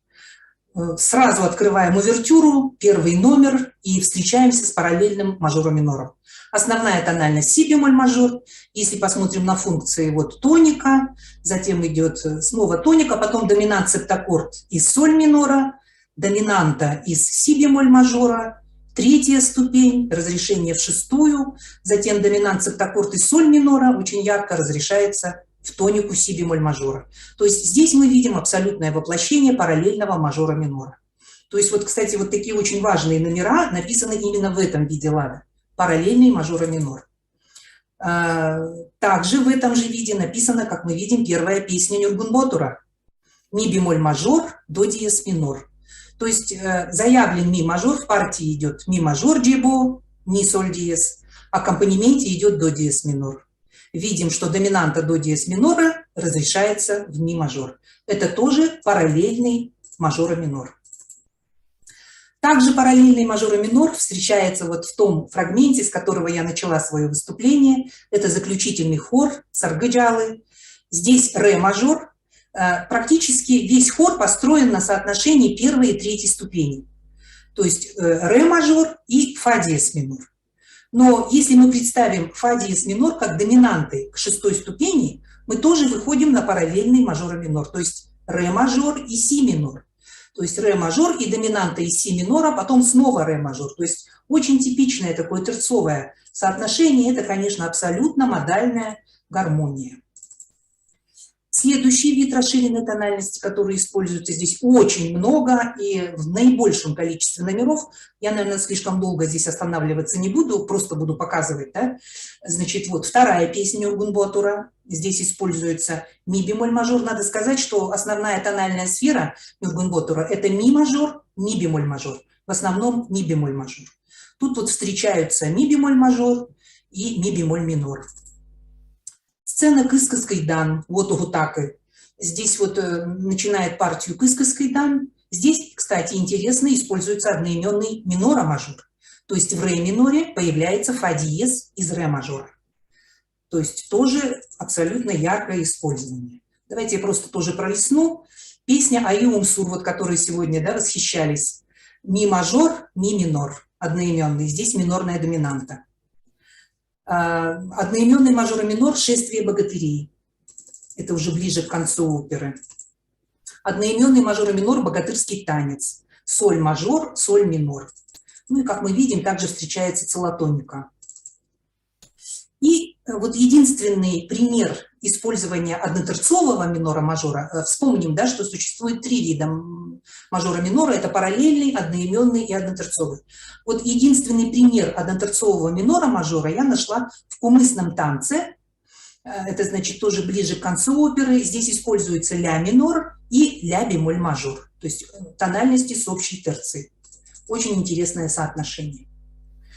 Наконец, третий вид колористической тональности – это хроматическая тональность. Это те тональности, которые находятся друг от друга на расстоянии полутона. Возникают они в основном, как мы видим, в сценах, связанных с фантастическими, нереальными какими-то событиями, персонажами. Вот, в частности, 21 номер «Похищение Туярымы». Здесь фа-мажор встречается с фа-диез-мажором. Вот тонический кварт секстаккорд из фа-диез-мажора, а заканчивается все это благополучно в фа-мажоре. Хроматическая тональность, вот тоже видим, да, соль-мажор, соль-бемоль-мажор. Это сцена Туярымы и Уотугутака. Кыскас Кайдан и Туярыма. Второе действие, ля-минор, ля-бемоль-минор. Ну и еще есть фрагмент вот фа-диез, дарийский лад. И еще один пример, хроматическая тональность. Это ля-минор, ля-бемоль-минор, пляска подземных страшилищ. Ну, как мы видим, да, хроматическая именно связана с реальной фантастической сферой. Итак, значит, подводя итог выступлению, надо отметить, что колористика здесь представлена в полной мере. Используются все ладовые системы, которые с этим связаны. Модальные лады – это целотоника, фригийский, дарийский лады. Расширенная тональность представлена параллельным, одноименным, однотерцовым мажором-минором, в некоторых случаях минором-мажором, и, наконец, хроматической тональностью. Спасибо большое за внимание. Спасибо. Спасибо вам, Чианда Кимовна. Такое стройное, выстроенное, как говорится, доклад, что я, в общем-то, интересно было слушать, узнавать секреты музыки Марка Николаевича Жиркова. Это здорово, просто замечательно. Я хоть и не профессионал, но я просто восхищена вашим докладом. Спасибо большое. А я перехожу дальше к нашей конференции.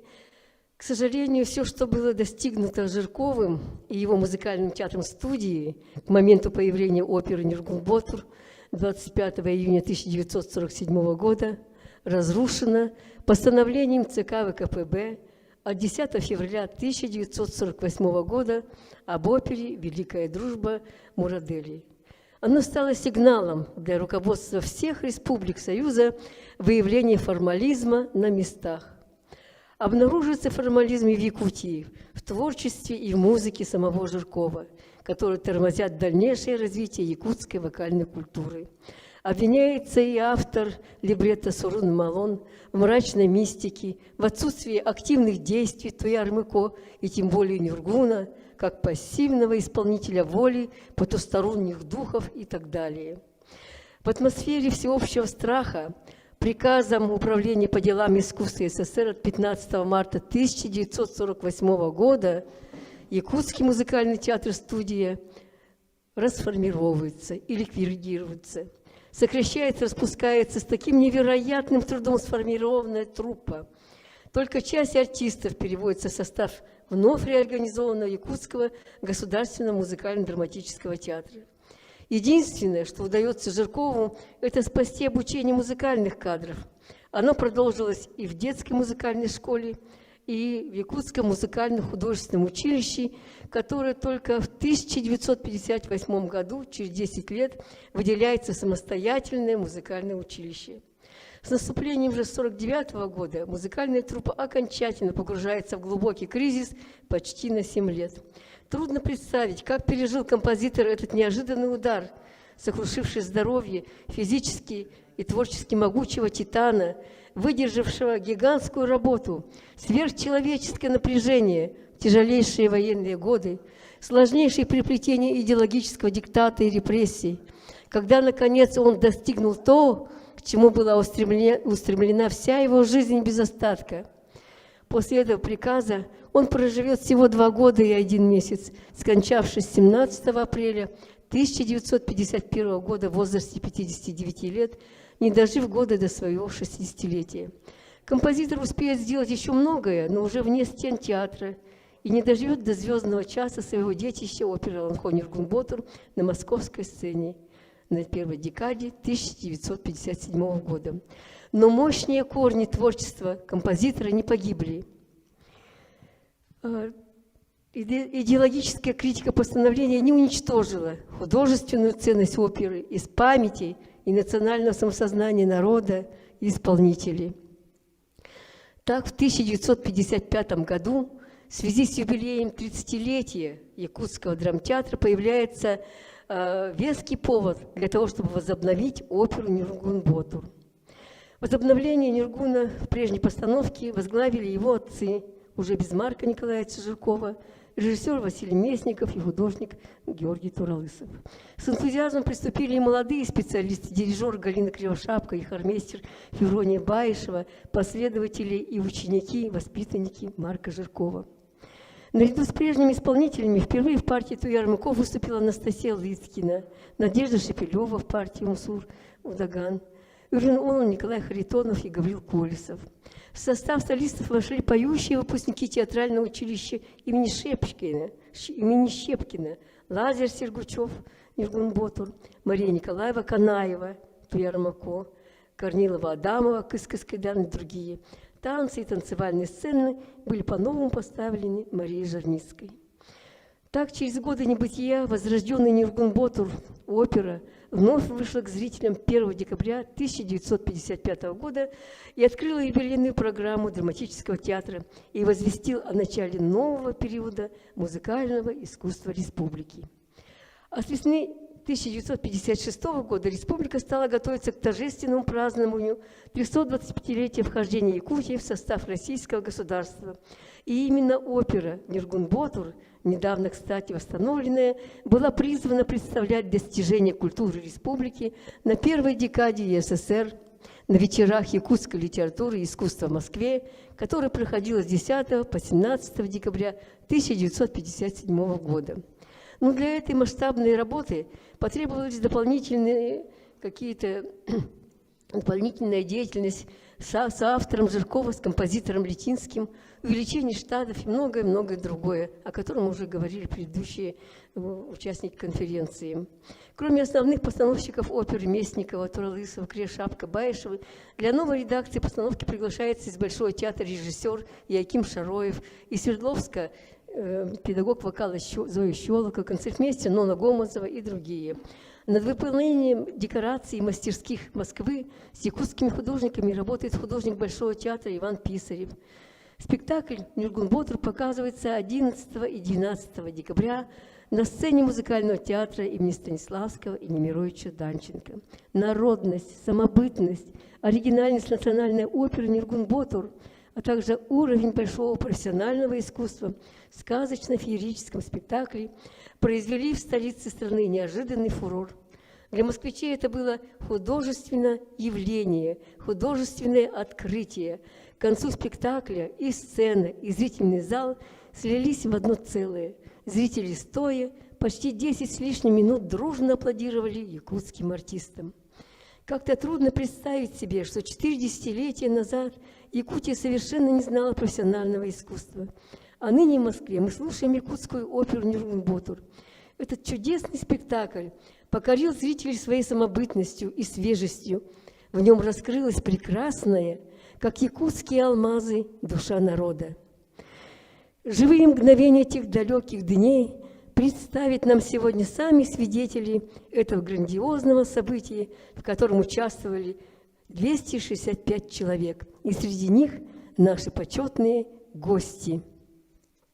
И так говорят участники первой декады вечеров якутской литературы и искусства в Москве 1957 года. Слово народной и заслуженной артистки Республики Саха-Якутия, почетному гражданину Намского улуса, обладателю знака отличия гражданина.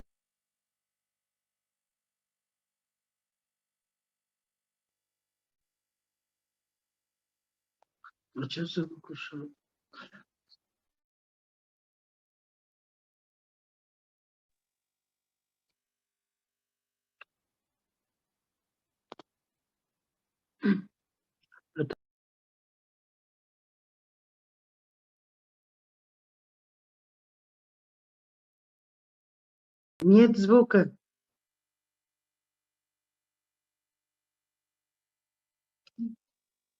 Ага, все видно хорошо и слышно, Лидия Павловна. Здравствуйте, дорогие коллеги. Чудное, прекрасное собеседование идет. Но я хочу начинать с 1949 года, когда у нас в село Хамагата, в наш детдом, всегда приезжало вот музыкальное училище, музыкальная школа. Все дети приезжали и привозили с собой инструмент. И мы там вот это, как-то мне понравилась Ульяна Ефимовна Кычкина, и она меня привезла в Якутскую музыкальную школу. И я поступила туда. Год проучилась, и в 50-м году из Ленинграда приезжает комиссия и набирает набор детей, 10 детей в Центральную музыкальную школу имени Римского-Корсакова при консерватории в Ленинград. И среди них я оказалась. Я училась там годик. Повезли Матрёну Васильевну Цова и Ходырев. И вот хочу, не знаю, будет видно фотография или нет, вот наш. В 50-м году как раз поехали. Мы поехали, значит, пароходом, поездом в 2 недели уехали. Приехали в Москву, и вот она всегда одевала, Матрёна Васильевна, свой национальный костюм, и мы с ним, и всегда в мавзолей ходили, я помню. И многодетные семья считали. Потом приехали в Ленинград, но не всех 10 взяли, где-то нас 4 только музыкальную школу, тоже проверка была, все. И вот мы там проучились где-то 7 лет, ну мы детдомовские, мы не могли ни ехать, ни уезжать в Якутск. 7 лет не были на родине. Летом нас брали в лагерь Комарова, а Марик Слепцов всегда уезжал домой и привозил маленьким туесочки со сметаной оладьи, нашу национальную. По вечерам, конечно, мы забирались под одеяло и плакали, скучали о родине и все такое. И вдруг в 1957 году нас, значит, пригласили на выступление первой декады. И вот мы приехали с учителями, с педагогами, все, приехали в Москву. И все время сидели на репетициях. Это прекрасная опера Нюргун-Батор. Так все нам понравилось. Всегда и наши артисты, как они к нам относились. Всегда. Ой, Боря и Дахтар Букараладдин. Ну, 7-е и 8-е классы, конечно. Майя Ивановна Иванова, Марк Слепцов сыграли дуэт фортепиано. Я соло играла на арфе, это было впервые. Правда, конечно, там раньше все в школьных формах, только в белых передниках, никаких нарядов, ничего. Это все есть в фондике нашего архиве кино. И запись всего этого концерта. И также фотография висит у нас в Театре оперы и балета, где кто там выступал. И вот мы все время сидели на репетициях. Как это интересно было. Мы впервые, мы уже забыли за 7 лет. Я, например, лично забыла якутский язык. Понимали, но разговаривать уже не могли. И вот оперы, и все мы вот народ как бы побывали. И вот идет репетиция, идет с оркестром, хор, все поют, играет. И Лев Попов тогда 40 баллура yıllan atım tohtan bin atahan. Мискавая, значит, хылынымнан кәперстем, айтах манчары, дейді, хылыр. Весь хор трупом смеется, все, а Шароев никак не понимает, это что случилось во время репетиции, всех охочет. А он, Мискавая, и он немножко так весь заволновался, и потом хор тоже не сразу понял, что и скорее ему скорее слова подсказывают, и говорят, и вот это нам ужасно запомнилось. Такие артисты были шикарные, и с таким юмором они это все выступали. Потом, значит, когда в конце, вообще во время спектакля, когда вышли в конце и начали трясти вот мехами, крса, крсаны, нет, еще вот это. Харасагыл и красотерите. Ой, боже мой, вообще все упали, что это все натурально. В те времена, 57-й год, конечно, беднота, все. И вдруг все вообще это натурально. Вообще, действительно, минут 10 стояли, хлопали, все. Мы вообще очень приняли эту оперу хорошо. Я просто сейчас слушаю историю, все это, что в те времена, 49-48, нас учили музыке, все. И вот именно голодный Ленинград в 50-м году забирает нас, 10 детей, и обучает.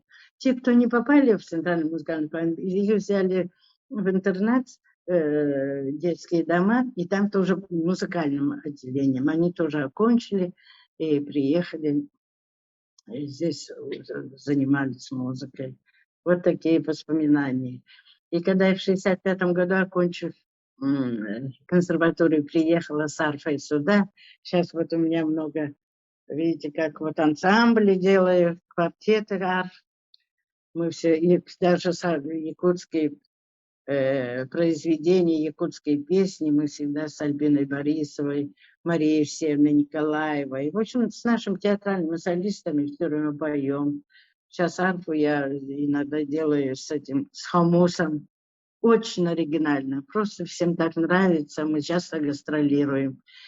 У меня много учеников, которые сейчас арфистки по Дальнему Востоку. Вот одна наша школа, высшая школа арфистов готовит.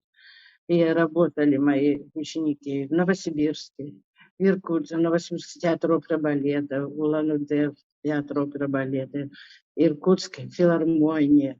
И везде нужны арфистки. И вот только у нас. Так что я сейчас обеспечила всех в филармонии, в театре. И вот у меня дети сейчас, много детей, которые заняли всероссийский международный конкурс, даже гран-при есть у меня ученица Саргалана Амосова. Так что вот так просто с удовольствием дети, которые любят музыку. Сейчас это не те времена, когда мы начинали заниматься. И я очень талантливые дети вот, есть. Так что вот мы когда был у нас в 65-м году музыкально-драматический театр, и даже драмартисты пели, играли, пользовали меня в Отелло, драматисты использовали арфу. Везде вот фантазию у всех людей хватало. Вот так я хочу сказать. И такое впечатление было 57-й год. И после этого нас потом, наконец-то, нам дали денег, и мы, наконец, опять обратно приехали за долгих 7 лет, которые мы не были, приехали на родину. Боже, как мы соскучились. Ужас просто. Рыдали, плакали, приехали. Наш грязный Даркалах. Но это было не наше, это просто наша родина. 57-й год, наконец, мы приехали. Лидия Так что Павловна, а спасибо. что вы А, играли на декаде? Какие вещи вы играли? извините, ага, я играла Раймонда Глазунова, соло, Прекрасно. а они Григоряна дуэт играли. Марик с Майя Ивановна и Марик Слепцов. Мгм. Ну, это здорово, красиво. И, конечно, наши земляки слушали с открытыми, как говорится, ушами, ртами, что наши юные кадры выступают на такой большой сцене. Вы И говорите, колонный зал, Большой театр, это у нас просто филиал Большого театра. И это было впервые так волнительно, мы маленькие дети, и вот, ну, нас поддерживали наши же. Мгм. Спасибо большое, Лидия Павловна, за ваше такое теплое воспоминание о декаде. Вот. И здоровья вам, и, я думаю, Спасибо. хороших, талантливых учеников, еще больше, потому что вы замечательный педагог. Конечно. Спасибо Спасибо. вам огромное, и низкий поклон вам. Спасибо. А я перехожу к другому участнику, непосредственному участнику оперы «Нюргунботур» на вечерах в Москве, к народной артистке, заслуженной артистке Республики Саха-Якутия, почетному гражданину Верхневилюйского Луса Иоргетского наслега, обладателю знака на отличие гражданская доблесть, ведущему мастеру оперной сцены и педагогу вокала, доценту кафедры академического сольного пения и оперной подготовки Высшей школы музыки имени Босикова Марии Евсеевны Николаевой. Пожалуйста, включите видеозапись. Вам слово, Мария Евсеевна. Слушаем вас.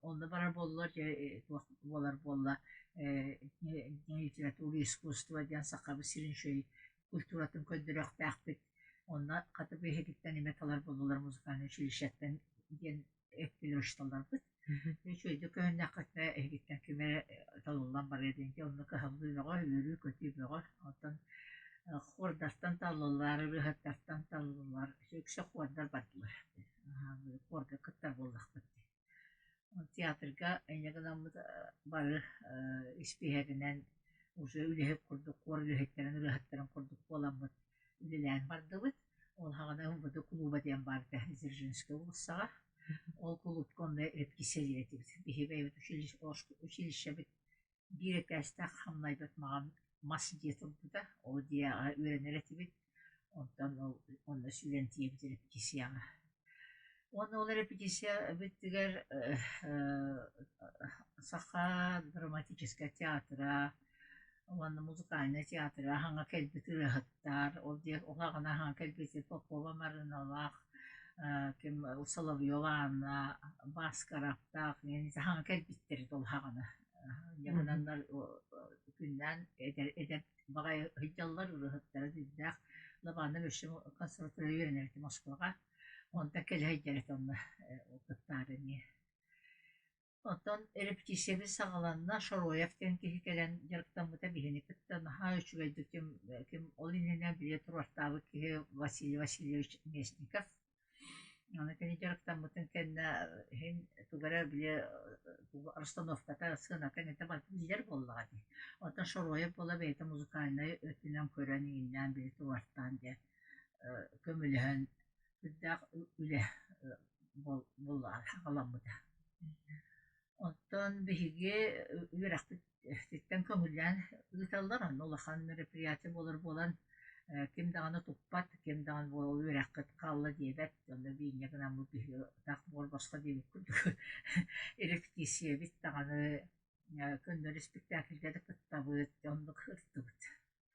Онтон өші қамда ғылабыт, онын шүгірі ол, стипендия біттағынан өші қамда стақпыт. Онна Москва барары, Москва дейін көрбет оқчандар болдық бұт. Ол хағана ұларақан аяныр. Оннаттан әкерге дұлы қақтауық бір интернат оғылар бұт. Интернат қыл бұттыр. Ұрақтыттан кәрбет оғылар дебет оқыс суақ, оғылар седбі суақ, әнеғынан интернатқа. Олан бір қосқы 15 кілғылар әретебет. Ол бір қоспытығар. Bare üçüge bağaytıge elak pateke balısı aslı kurduk ola bukut. үчөй байт. Вот, онтон олар эптишебит быгар ана таңас тиктереллер, бияга теңнилер, он таңас бүтүн кетебит. Таңастар бит ол хаганаттан биринге курдук эти үчөй байы болбатак, тиките даганы мөттөхугус, элбаккия хыразылам тигеллери дыгарахан боло боллаат. Оны этербестер, тиги этербес болбатак, ол өрбөк этербес.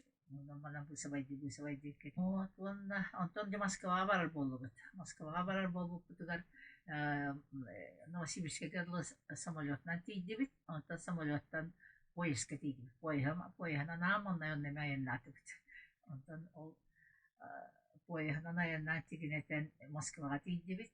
Арахай аксыня маннайды ту иккисти күнүгер болар аха. Аксыня хагатыгар эте быгылак.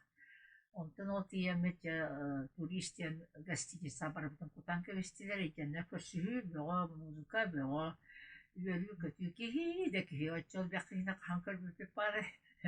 Он тиемет хибекки диен ажака чөдү көрсүбүттере. Онтон тиемет гостиница олоктонан баран аны автобусынан тахаллар барбытын иннегенен театрга оны гостиницага оны кидебут оны специально барабытын комуяннар город көрдөрдүлер. Эркисе быгыгар кыл болоса кырыттыбыт, гранитовый балатага кырыттыбыт, Кремлевский. Эти вовсенен туох интерехене бардын көрдүк. Интерехенген боо чөй бакареталары көрө туагата кайдакман оңоролдора болой, чүчүгөйүн, эчи кырыгыбайын. Итинер ақтаға яннабыта болу мандык дейді. Оны күттен тирехергебіт. Сар колокол көрдүбүт, сар пушканы көрдүбүт, Карска түстүбүт. Василий Блаженна храмана хачуэ көрдүк, Кремль биттен. Офстанан бихетен нақимдағда оқ. Үйөрі көтү бұға. Онтан репрессия сүрдәқ, конечно, бихиманна сирби алта чахарадин салақ боллақ бит. Оны ол спектакль беккенеттен кийине осталар. Ол осталарыгар ким даганы эдер оголордун болун жағастан кымап болақта сүбихиннар ордугара хан боллады. Итинде муастагы тиятар кихи тиян озинде өйнен олар туялар диен. Инегена бут ол харсканы көрө бар күссебит хартынан көрө. Оттан наха үчөй опера бут наха чөйдө көрүстүлөр. Олар туранырыны ытыстарды таһан хандетин нигер бетер курдук. Onu dikini rekenin aqtaqaqtılar, kildinge de horiyallar ebit. Ona ot baygalır dügar bu xatirde roxsu hallar, onda barar tebelerine düller. Ona katalık Надежда Семеновна Шепелева таққан бақтағы нарыт пророкостер. Ona katalıklar köten kelellер. Оны кырактай багай оголор бар биттер манда диларса олар хибекки айылга эбите туактак кыбы андойди ичитин биле туактара дип курду оголор кырактай оголор хибеккилер эбекке күтәңин ондук манда дип курду күлүлләр. Онтан инҗагынан ажакка успехтахтык жон бой үйрән көтөн баран икки спектакль болду да. 11-ке, 12-ке быхдаксын елга. Оттан ол кеннеттен битеки Якутская праздничная единоротвория Гран Григорян кене турбута. Онна бихи хоргалла бут, онна бихи урыхаттар бут. Шепелева, Валерия Попов тагымен уллабыттара кибиллер Анастасия Петровна Лыткина, Анна Ивановна. Билгелер чомутун бартын тахардактыр эдер урыхаттарыны тахарбыттара. Онна эми барта театрализованная эти.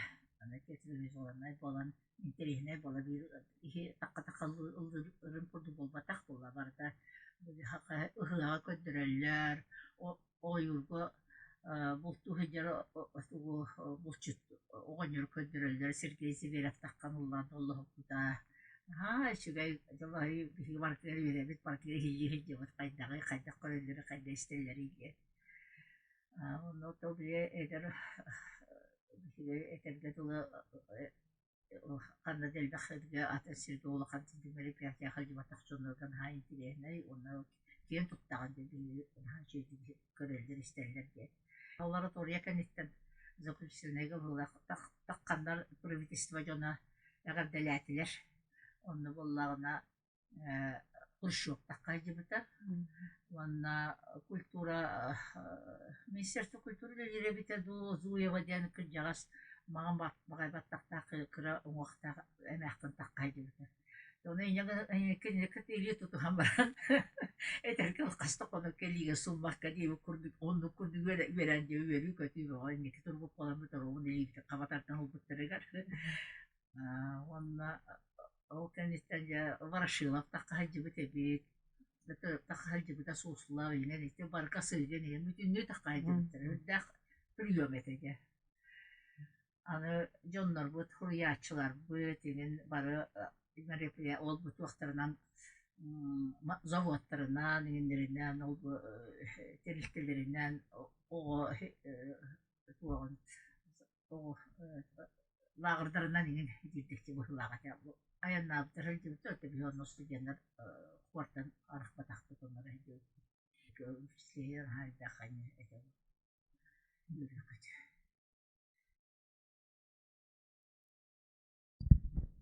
Спасибо большое, Мария Евсеевна. Так чудесно вы рассказали, как будто прямо ожили те дни, действительно. А еще, вот вы как-то, мы с вами разговаривали, вы сказали, я, может быть, если я не путаю, что в Нюргунботуре Иоаким Шароев решил на сцену вывести живых лошадей. И Нюргунботур Илья Перевалов, значит, поскольку он был невысокий, ему помогали забраться на лошадь стременные. И он выскакивал, уходил со сцены на лошади в таком хорошем темпе. А на втором спектакле Нюргуна пел Николай Баскарев. А ему перед самым спектаклем привели другую лошадь. И он без репетиции не рискнул и взял лошадь за поводья и таким образом пошел на свой подвиг. Вот об этом мне хотелось сказать.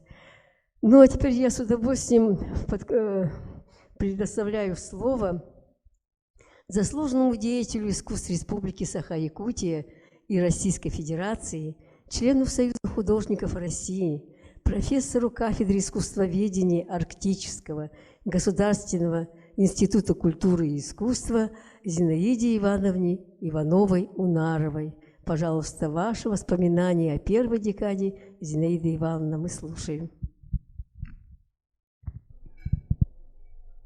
Я очень хорошо помню Дни литературы и искусства, которые прошли в Москве в декабре 1957 года.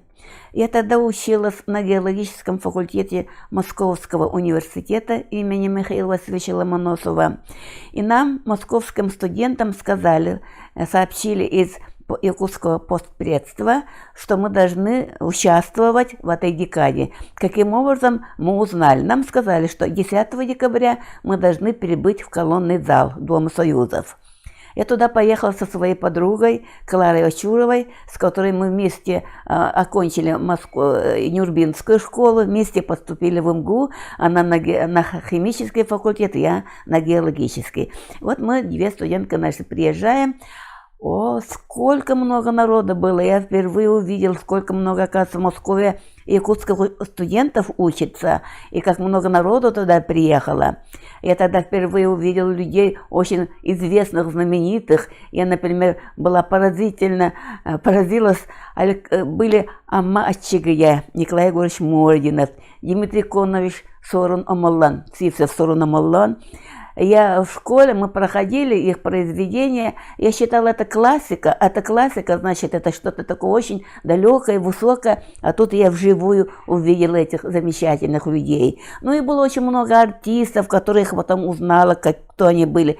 Тогда еще я не очень хорошо была знакома с якутской культурой, в том случае, в смысле, что вот артистов знаю, художников знаю. Нет, я была просто после Нюрбы, даже в Якутске не была, сразу приехала в Москву и впервые, в общем-то, приглядывалась к жизни, к такой столичной жизни, к искусству. Ну, на геологическом факультете нас все очень интересовались искусством.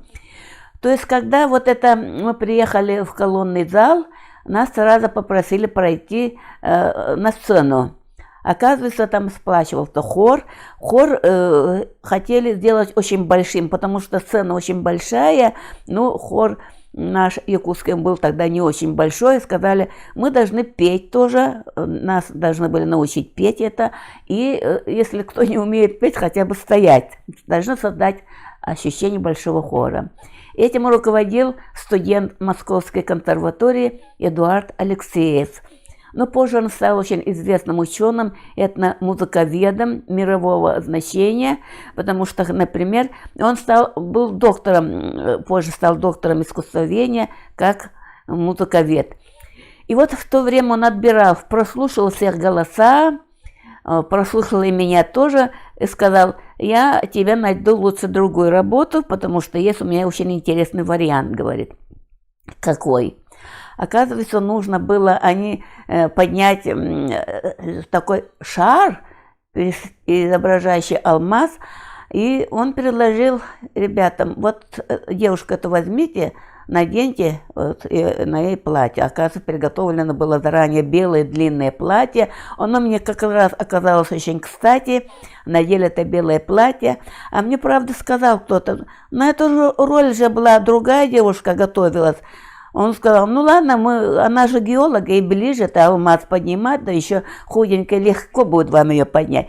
То есть ребята подняли меня высоко-высоко, и вот стоя наверху в белом платье длинном, я крутил этот шар, он сверкал разными гранями, я не знаю, еще он был сделан, можно было подумать, что это настоящий огромный алмаз, сверкали такими искры, и смотрю вниз, там такие стоят белые, я видела только в основном это белая полосу белых песцов. Так много, значит, это показывали. Не все же видно сверху, вот там внизу. Зато я вижу зал.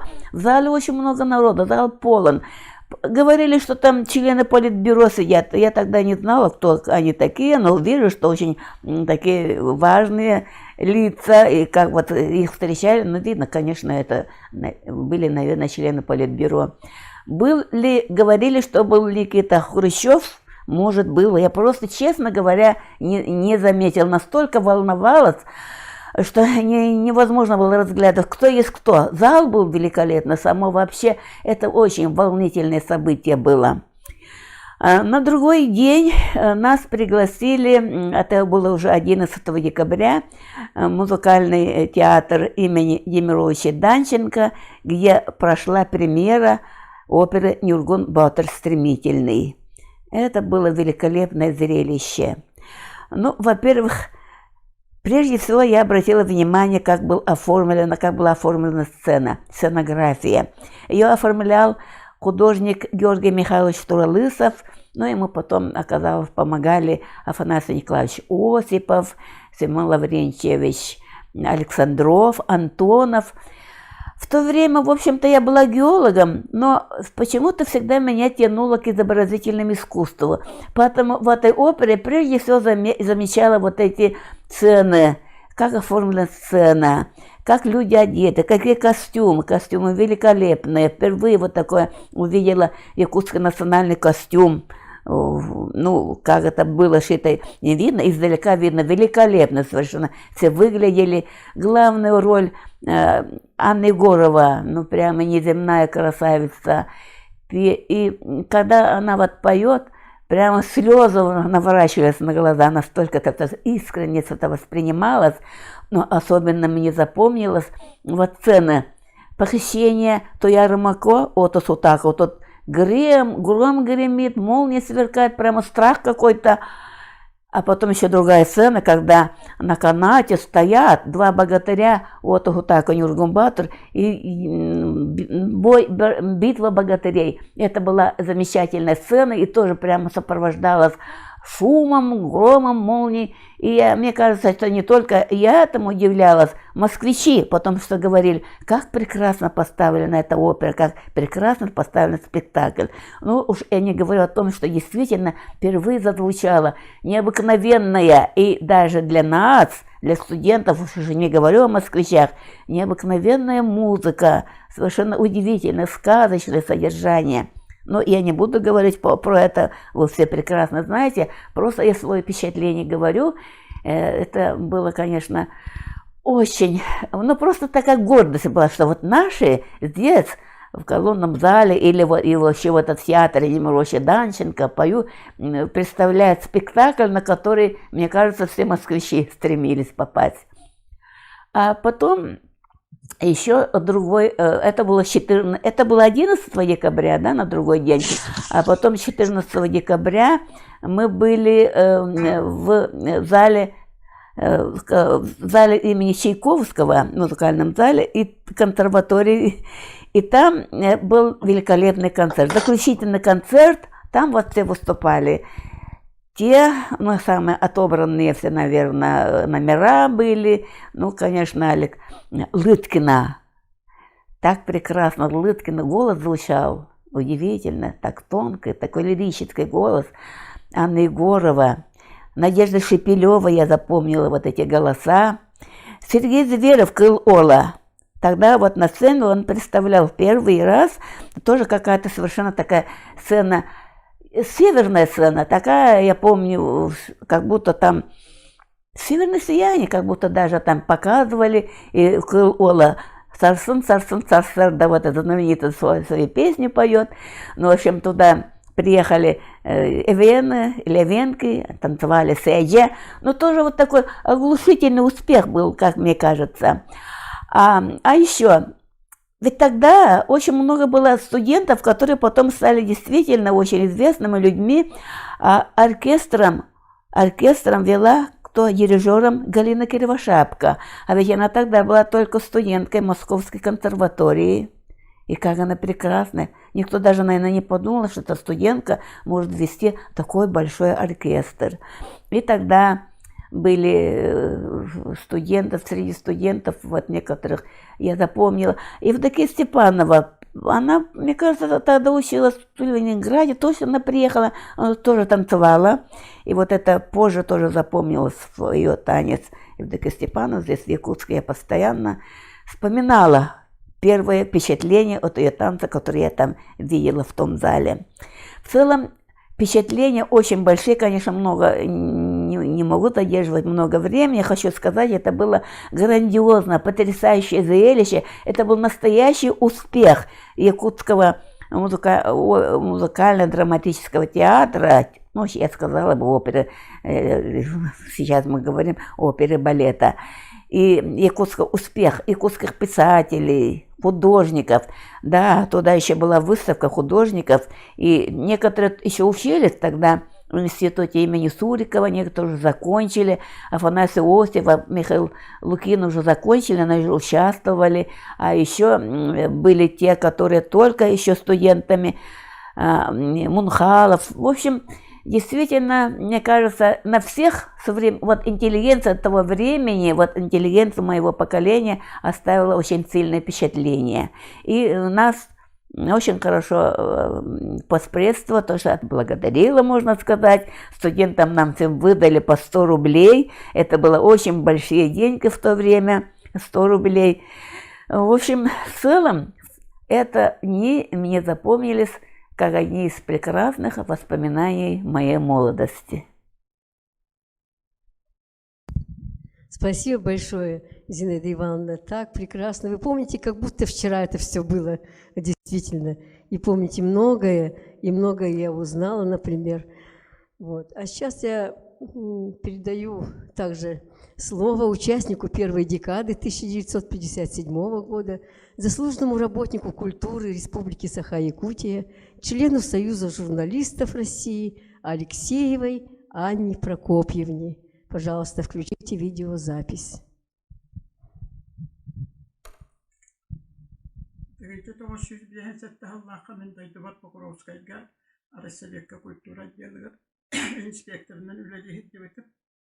Оһуйдаммын халгы үрдүгөр акка тахтан үйренмек киһитүүдиэн куоракка туттарса киибитим уокускам кэмилер. Онна киибитим катахта киилээчилер онна күнүскү үйракка киилээчилер бары туттарса хиддаллары бит. Күнүскү үйракка бараачыларга 3 месте көрүлдү. Культура министрлигинин илиниетин.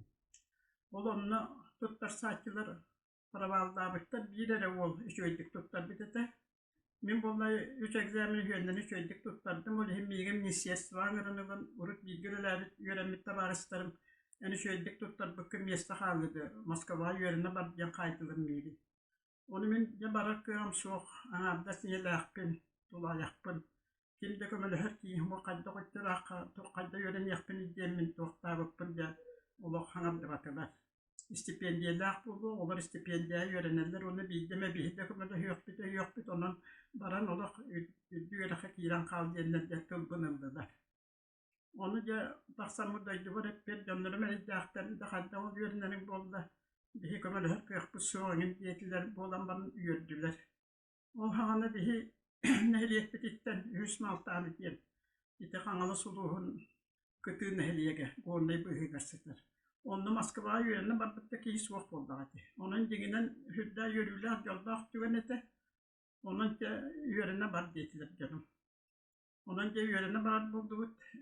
Kole Federaptiyan Kulpresviyeke bir kemge yönelmeti oğlum tutarsın bit. Onun iki mesleği iki bolan dayanlatı bit. Bastan Timirsi oğlundan tahtamı dağda dayanlatı bit. Somaliyotundan bardı bit bastan. Ondan Timirsi oğlundan da Moskova'ya tiydi bit. Nişe tuput korat tahigar. Filmki gorat arı beterettiler. Kangas diyerek diye, lebi diyerek diye teni uçağıydı. Hilke joy bayağı kalak kıy hediget turadı bit. Tüyete testak tas diye, onu bir website bulda tutulda turar. Döndük kiden yörenen bardı bit. Ondan ühüs meslevitiye tohtu tühem baran tane sipsi bekendiler. Onus kılağı bitiren baran bu yokuskay gemiye egzamen tuttaran bihi institut butur kiyip bit. Yol tanıdığım bir hege sırası bir sen bodruğalan bir foskoloran. Bardıbıt gene hettis Uruppağa yörüne kilde men astıs Uruppağa. Oğuduk ondan hangi website bütülağa kilde. Devlet eşine fakültiyetler kilde. Naha köy üçe destek de onunla köhü oldu. Bastan beri yörüne korpus kutugar uluğan posket bakpağı olan olur bu. Hangi website'e kilen de köy batık oluqsuyan. İki teske hübet ödüs koska bir hit yok olan olurdu. Tane bir hikki onunla iki neyine diyen nüçe kırgıtların kıttı. O spek oluq süydü bu. Ondan o hırıttak bütünle köhünde hurak kaldı. O hağını tuaq diyen var. Sağa herin pristibete diyen. Pamin diyen naçanlıkta Moskova'ya. Ondan iddik geldi. Bu aksenleyge Sağa serin iskustuvatın, onu kulturatın günleri boğaları, uluğan de berahinlik boğaları, onunla dönbe ağalarları, onunla hege studiyenlerin yakıtıs takatına hatanırdı. Onu bollağına hege korga kıttı, korga nürgün batır operağa diyende, repetisiya kadar diyen anı gün bolcatı var. Ya bir tane gün repetisiya bardı bit, edbaq bağa yoğu bit, ondan talanı daldır bit.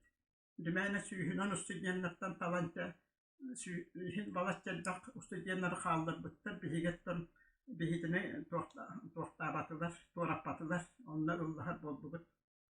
Oğuduk'taki yaha repetisiyeli bit. Tanrıgın diyen artist var bit. Kelgene nasıl oluyor diyen radyo ırıhıta var. Olem yekemerihar. Doğal tanrıgın bihitini yaha repetisiyeli. Doğal repetisiyeli bitiger olak yörüğünden var bit. Doğal diye takımda kaçı verildi. Buraya eskitiger diye. Kokkova yöntü on diyet kaçının verildi. O bir yacanın studiyenler getten bahan kaçı vardı kaçı kolabora. Bir preyestin tahnen sordurnan tumanım rojuna hibitinin tumatık daha bakıdak tanelin kelen hemdi. Onun cevap balatçıyor repetisiyelatı bit. Onunla da haka olurunu görüştürüyor. Bir instituttan bir gögeler bir bağlılar kimi rezerketten de baksa kaçatlara bağlılar diye bari bilsen görsün olduk repetisiyeler. Tohka hedder boldu. Ama nürgün batır operatör uğrutu var. Uluğan tiyatr filiyalıgar hedder çeske tegiştiri. Ya o bolcamı künügar boğlar bir hege edder. Kelerin diyelikler onun o filiyalıga bardı bit. O bardı bütün sığırına katar bihitini killer diler. Onunla killeren barınca bihitini bihiyaka barbıtığın mağın bulatçıya verdiler. Hokku bu hıdatı bu hıdatı bulatçıya. Onunla kılgas battak tahtırga össü tuğuk verdiler. Barıyık uhum battakta kurduk. Onu tağıtılar. Ondan önce bile o tarafın ketehem yıldırken betin ketehem sırıttı. O hıddamı sığına diye ki kurabit yine onluyut bollak.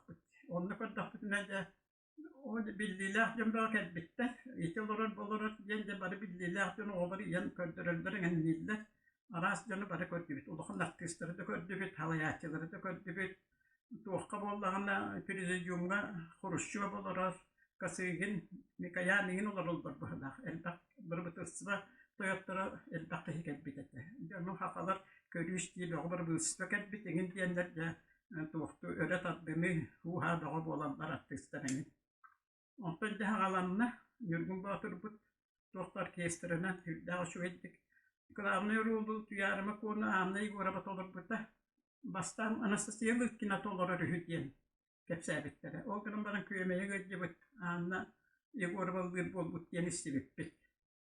Монда мин икки бодургаларым келдиләр каңаласта.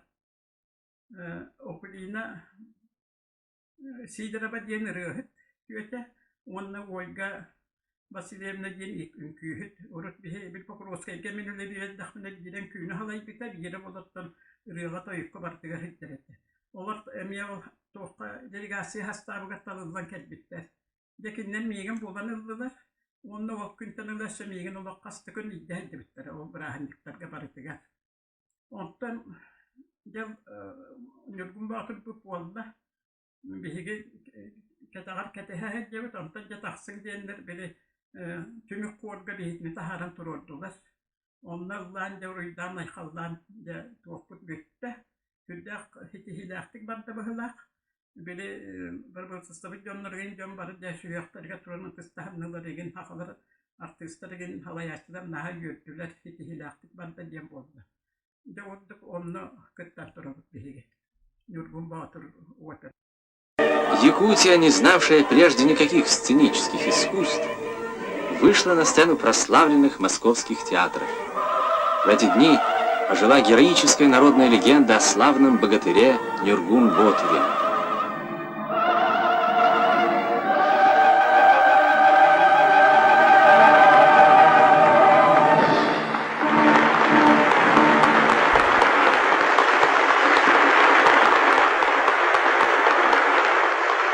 Это были волнующие вечера якутского искусства и литературы в Москве.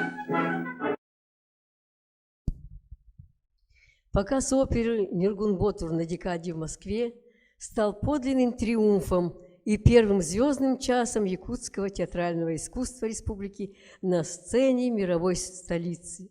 Велик вклад этого великого произведения, жемчужины национальной якутской классики в общечеловеческую музыкальную культуру.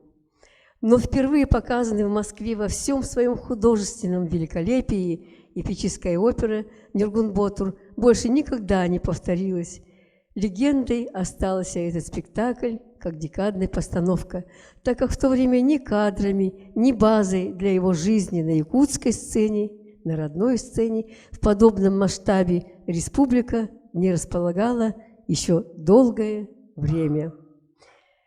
Надо сказать, что дальнейшая судьба оперы в 20-21 веке также продолжается. Нургун Батыр претерпел постановки где-то, если так считать, то 8 постановок, но среди них и 2 возобновления. Это было в 1961 году, к 40-летию театра в 1965 году и в 1977 году постановки Федота Потапова. В 1993 году в постановке режиссера Андрея Борисова и в 2006 в постановке режиссера театра Прокопия Неустроева. Вот уже несколько сезонов, как опера «Нургун Батыр» не идет на своей родной сцене оперы, театра и балета.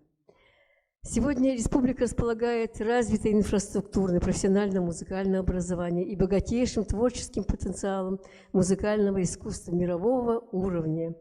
Этот факт уникального художественного явления в экстремальных условиях арктического севера. А все когда-то началось с подвижнической деятельности Жиркова. Выписанная детище композитора опера «Нургун Батыр» и сегодня является единственной оперой Аланхо, ярчайшим в своей самобытности, колоритности, эталонным произведением национальной классики. Отдавая должное заслугам создателя и организатора многогранного музыкального процесса, композитору и подвижнику Марку Николаевичу Жиркову, давно назрела историческая необходимость присвоения его имени театру оперы и балета, наряду с именем его сподвижника Сивцева Сорун Амалона. То, что идея далеко не новая и выдвигается время от времени музыкальной общественностью, аргументировано официальным правительственным документом, который так и остается нереализованным по сей день. Постановление Совмина СССР номер 434 от 1 октября 1971 года, пункт 4 гласит: просить Совет министров РСФСР присвоить Якутскому музыкальному театру имя первого якутского профессионального композитора, заслуженного деятеля искусств РСФСР и СССР Марка Николаевича Жиркова. Почему этого не случилось еще в тот далекий период, 70-е, вопрос риторический. И все же, без музыки и основополагающей деятельности Марка Жиркова республика не имела бы профессиональный оперно-балетный театр. Как говорил и сам Сорун Амалон, это бесценный дар композитора своему народу. Примеров двойного имени театров не с числа в нашей стране. Почему бы не последовать и нашей республике? Все же оперный театр – это прежде всего музыка, а музыка композитора Марка Николаевича Жиркова будет вдохновлять творцов других веков, будущих веков на новые сценические воплощения, на новые открытия для грядущих поколений. И сейчас я с удовольствием предоставлю слово заслуженному работнику культуры Республики Саха-Якутия, почетному гражданину Намского улуса, директору Государственного театра оперы и балета с 1991 с перерывом по 2013 год, депутату Государственного собрания Илтумен второго созыва с 1998 по 2004 годы, члену ассоциации Аланхо Гаврилу Гавриловичу Местникову. Вам слово, Гаврил Гаврилович. Спасибо. Прежде всего, хотелось бы поблагодарить за замечательную вечернюю нашу беседу в форме конференции. И очень рад видеть людей, которые профессионально, тонко, очень на таком подъеме преподнесшие именно вот абсолютно нашу сокровищницу, национальную оперу Нёргун Батор. Я долго не буду говорить, потому что в основном все высказались и сказали, насколько постановки вот первой декаде нашей оперы впечатлила не только вот москвичей, но и, судя по тому, как были опубликованы о этих днях в других газетах в то время Советского Союза, естественно, узнали о феномене якутской оперы на всех просторах нашей великой тогда страны Советов. Сегодня действительно, как Лира Львовна сказала, значит, стоит вопрос о том, чтобы эта опера по существу не терялась, а была в новом формате, в новой постановке всегда в репертуаре нашего театра, при этом сохраняя классические традиции. И вот я хочу просто привести то впечатление, которое произвело произвело тогда, те годы, в 1957 году, режиссера театра Станиславского Немировича Данченко, вот, Надежда Федоровна Комарский, которая по существу, зная все нюансы режиссерской работы, очень четко и ясно отметила о том, что опера величия, она выразилась именно в том, что это опирается на народность, самобытность и оригинальность якутской культуры. И вот Аиза Петровна правильно подчеркивает о том, что один из самых ключевых моментов феномена именно в исполнении то, что якутская вот эта нашей формы в этом спектакле, когда пели Джагарян, там Калагах и так далее. А сегодня хотелось бы за словами Лиры Львовны о том, чтобы имя Марка Николаевича Жиркова было наконец-то год столетия автономии, год 130-летия Марка Николаевича Жиркова было присвоено нашему театру. Я от имени общественности, которая тут так называемое землячество в городе Якутске, всех улусов, мы всячески поддерживаем, если эта инициатива будет оформлена в виде обращения на имя главы республики. Я имел честь разговаривать с Сергеем Николаевичем Винокуровым, главой Вилюйского улуса, который в рамках этих юбилейных мероприятий говорит о том, что в числе прочих форматов работы будет обращение на имя руководства республики по поводу, значит, именно присвоения или увековечения имени имя Марка Николаевича Жиркова нашему театру.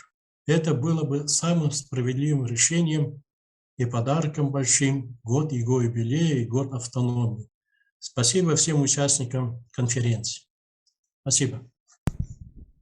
Спасибо вам, Гаврил Гаврилович, и за хорошее предложение, такое нужное, необходимое. Я думаю, эта историческая справедливость должна быть восстановлена. Я с удовольствием предоставляю слово отличнику культуры Республики Саха-Якутия, главному библиотекарю Национальной библиотеки Республики, организатору этой конференции Сардане Васильевне Алексеевой.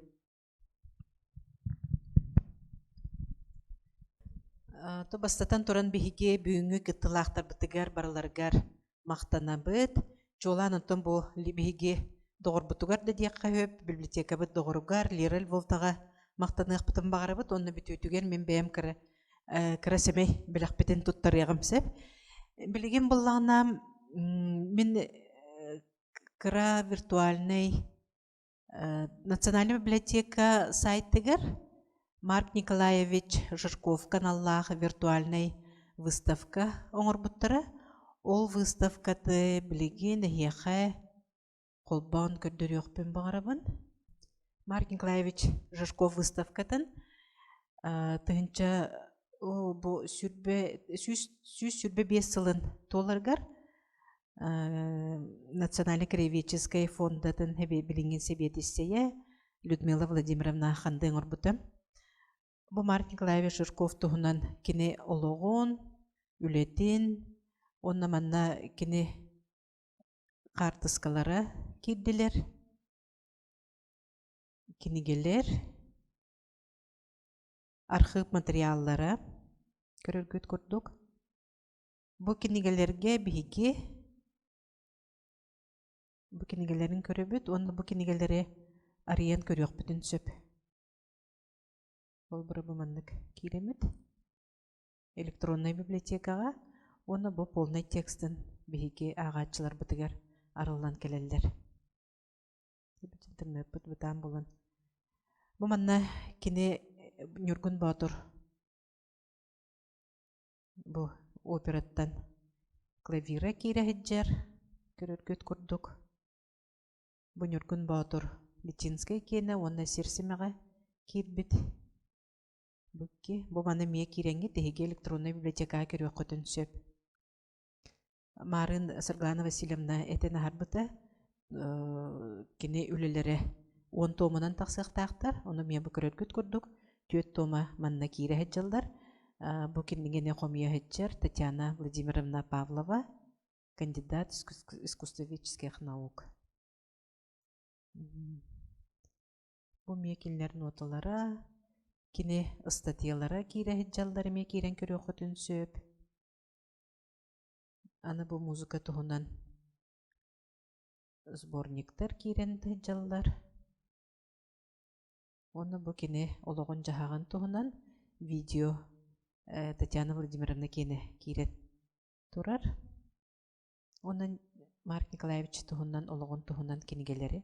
Бұл үксін, бұл кенігелер үксін барытын әйге электронный библиотекаға ариян көрі өқытын сөп.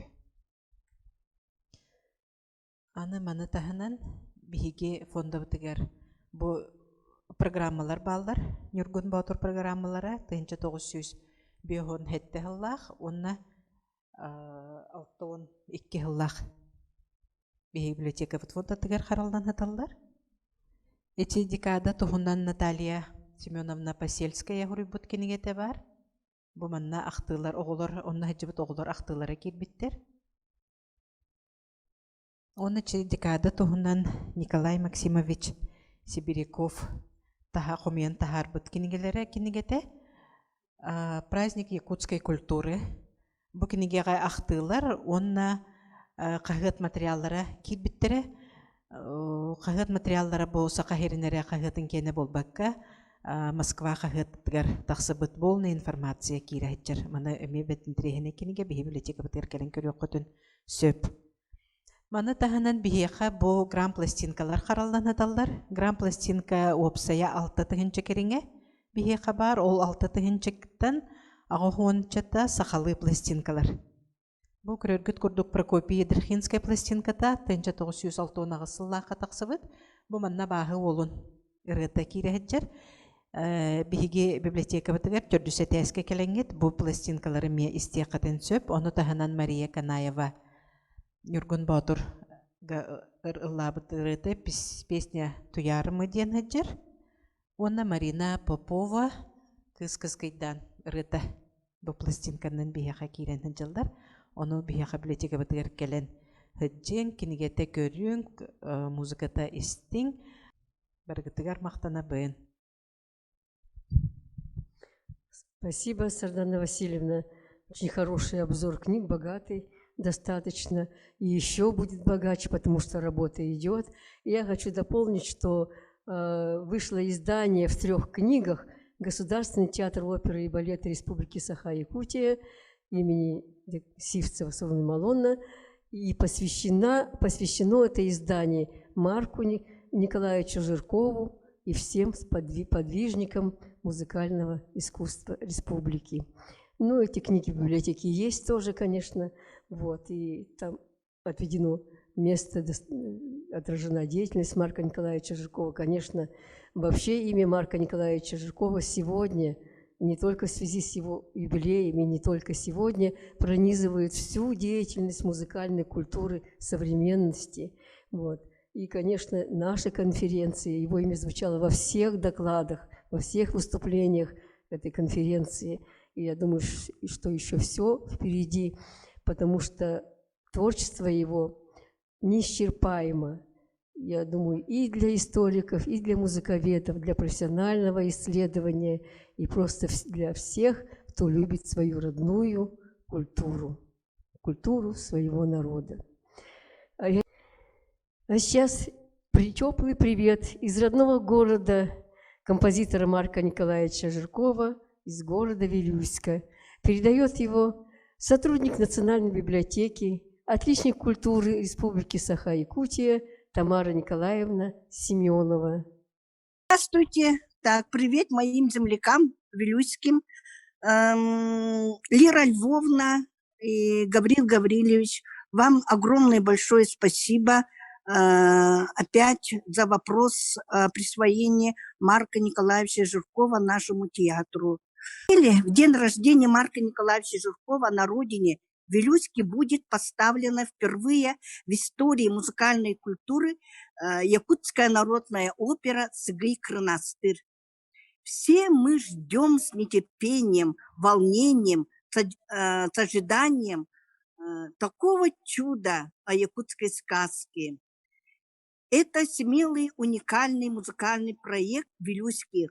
Уникален тем, что он создается объединенными усилиями участников художественной самодеятельности, вокалистов народного хора. Сопровождать их исполнение будет профессиональный оркестр якутских народных инструментов театра танца. Такие форматы музыкальных спектаклей на народные материалы позволяют сделать классику достоянием для широких масс. Мы впервые в опере услышим народные мелодии в стиле колыхах, про которые говорила Аиза Петровна. Именно наш якутский, которых никого нет. Услышим, наверное, мы оперные формы, речитативы, песни, ариозу, монологи, хоры, ансамбли, танцы и звучание оркестра якутских инструментов. Представляется, даже вот становится жутко эмоционально и волнительно. Сыгый Крынастыр – это вторая в истории якутская опера в якутской музыкальной культуре, написанная Слетинским. И то, что она будет впервые поставлена на родине композитора, это здорово, символично, это историческое событие. Путь этого музыкального спектакля пусть будет долгим, творческим, счастливым. Пусть дальше поставить профессиональные вокалисты на сцены нашего театра. Главное, начало есть. Хочется, чтобы вилюйские удивили столичную слушательскую аудиторию, корифеев музыки и одержали победу. А это нам дано вилюйским выполнять духовное завещание нашего Марка Николаевича Жиркова. Все, спасибо. Прекрасное выступление, Тамара Николаевна.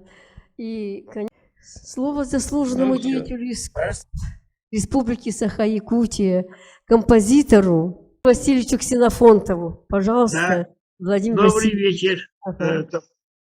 Да, здравствуйте. Спасибо, добрый вечер. Спасибо за прекрасную конференцию. Присоединяюсь к присвоению имя Государственного театра оперы имени Марка Николаевича Жиркова и Сурона Молдова. Мы уже 10-20 лет об этом мы говорим, 91-го года уже об этом мы говорим, но до сих пор не присвоили. Спасибо, что вы опять же все-таки выставили на голосование народу, то есть нашему якутскому народу.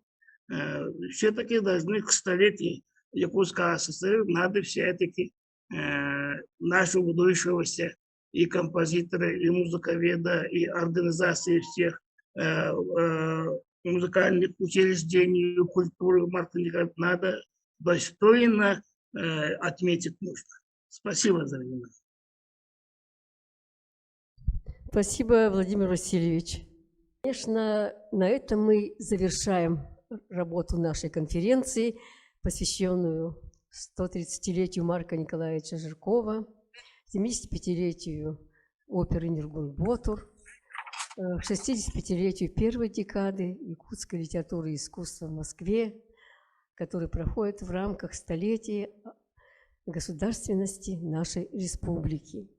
Я хочу завершить эту конференцию благодарностью всем участникам за прекрасные выступления, за теплые воспоминания, за такие нужные слова. Вот. И хочу закончить тем, что оперное искусство и вообще прародителем которого является Марк Николаевич Жирков, сквозь толщу вечной мерзлоты, как выстрел, вырвавшись наружу, неукротимые цветы стоят в непогодь и стужу. Я верю, что, преодолев все трудности эпохи, времен, опера «Ниргун-Ботур», творчество Марка Николаевича Жиркова прорвется и сквозь наше не совсем ясное время, когда идет засилье культуры ширпотреба, культуры яркого ширпотреба, завернутого в такую заманчивую, яркую обложку. Я думаю, что мы выживем благодаря общим усилиям, и то, что итоги конференции, верится, найдут свое воплощение в реальной жизни, в реальных действиях общественности, музыковедов, исследователей творчества Марка Николаевича Жиркова. Добрый путь дальше. Цикл «Праздник якутской культуры». Добрый путь.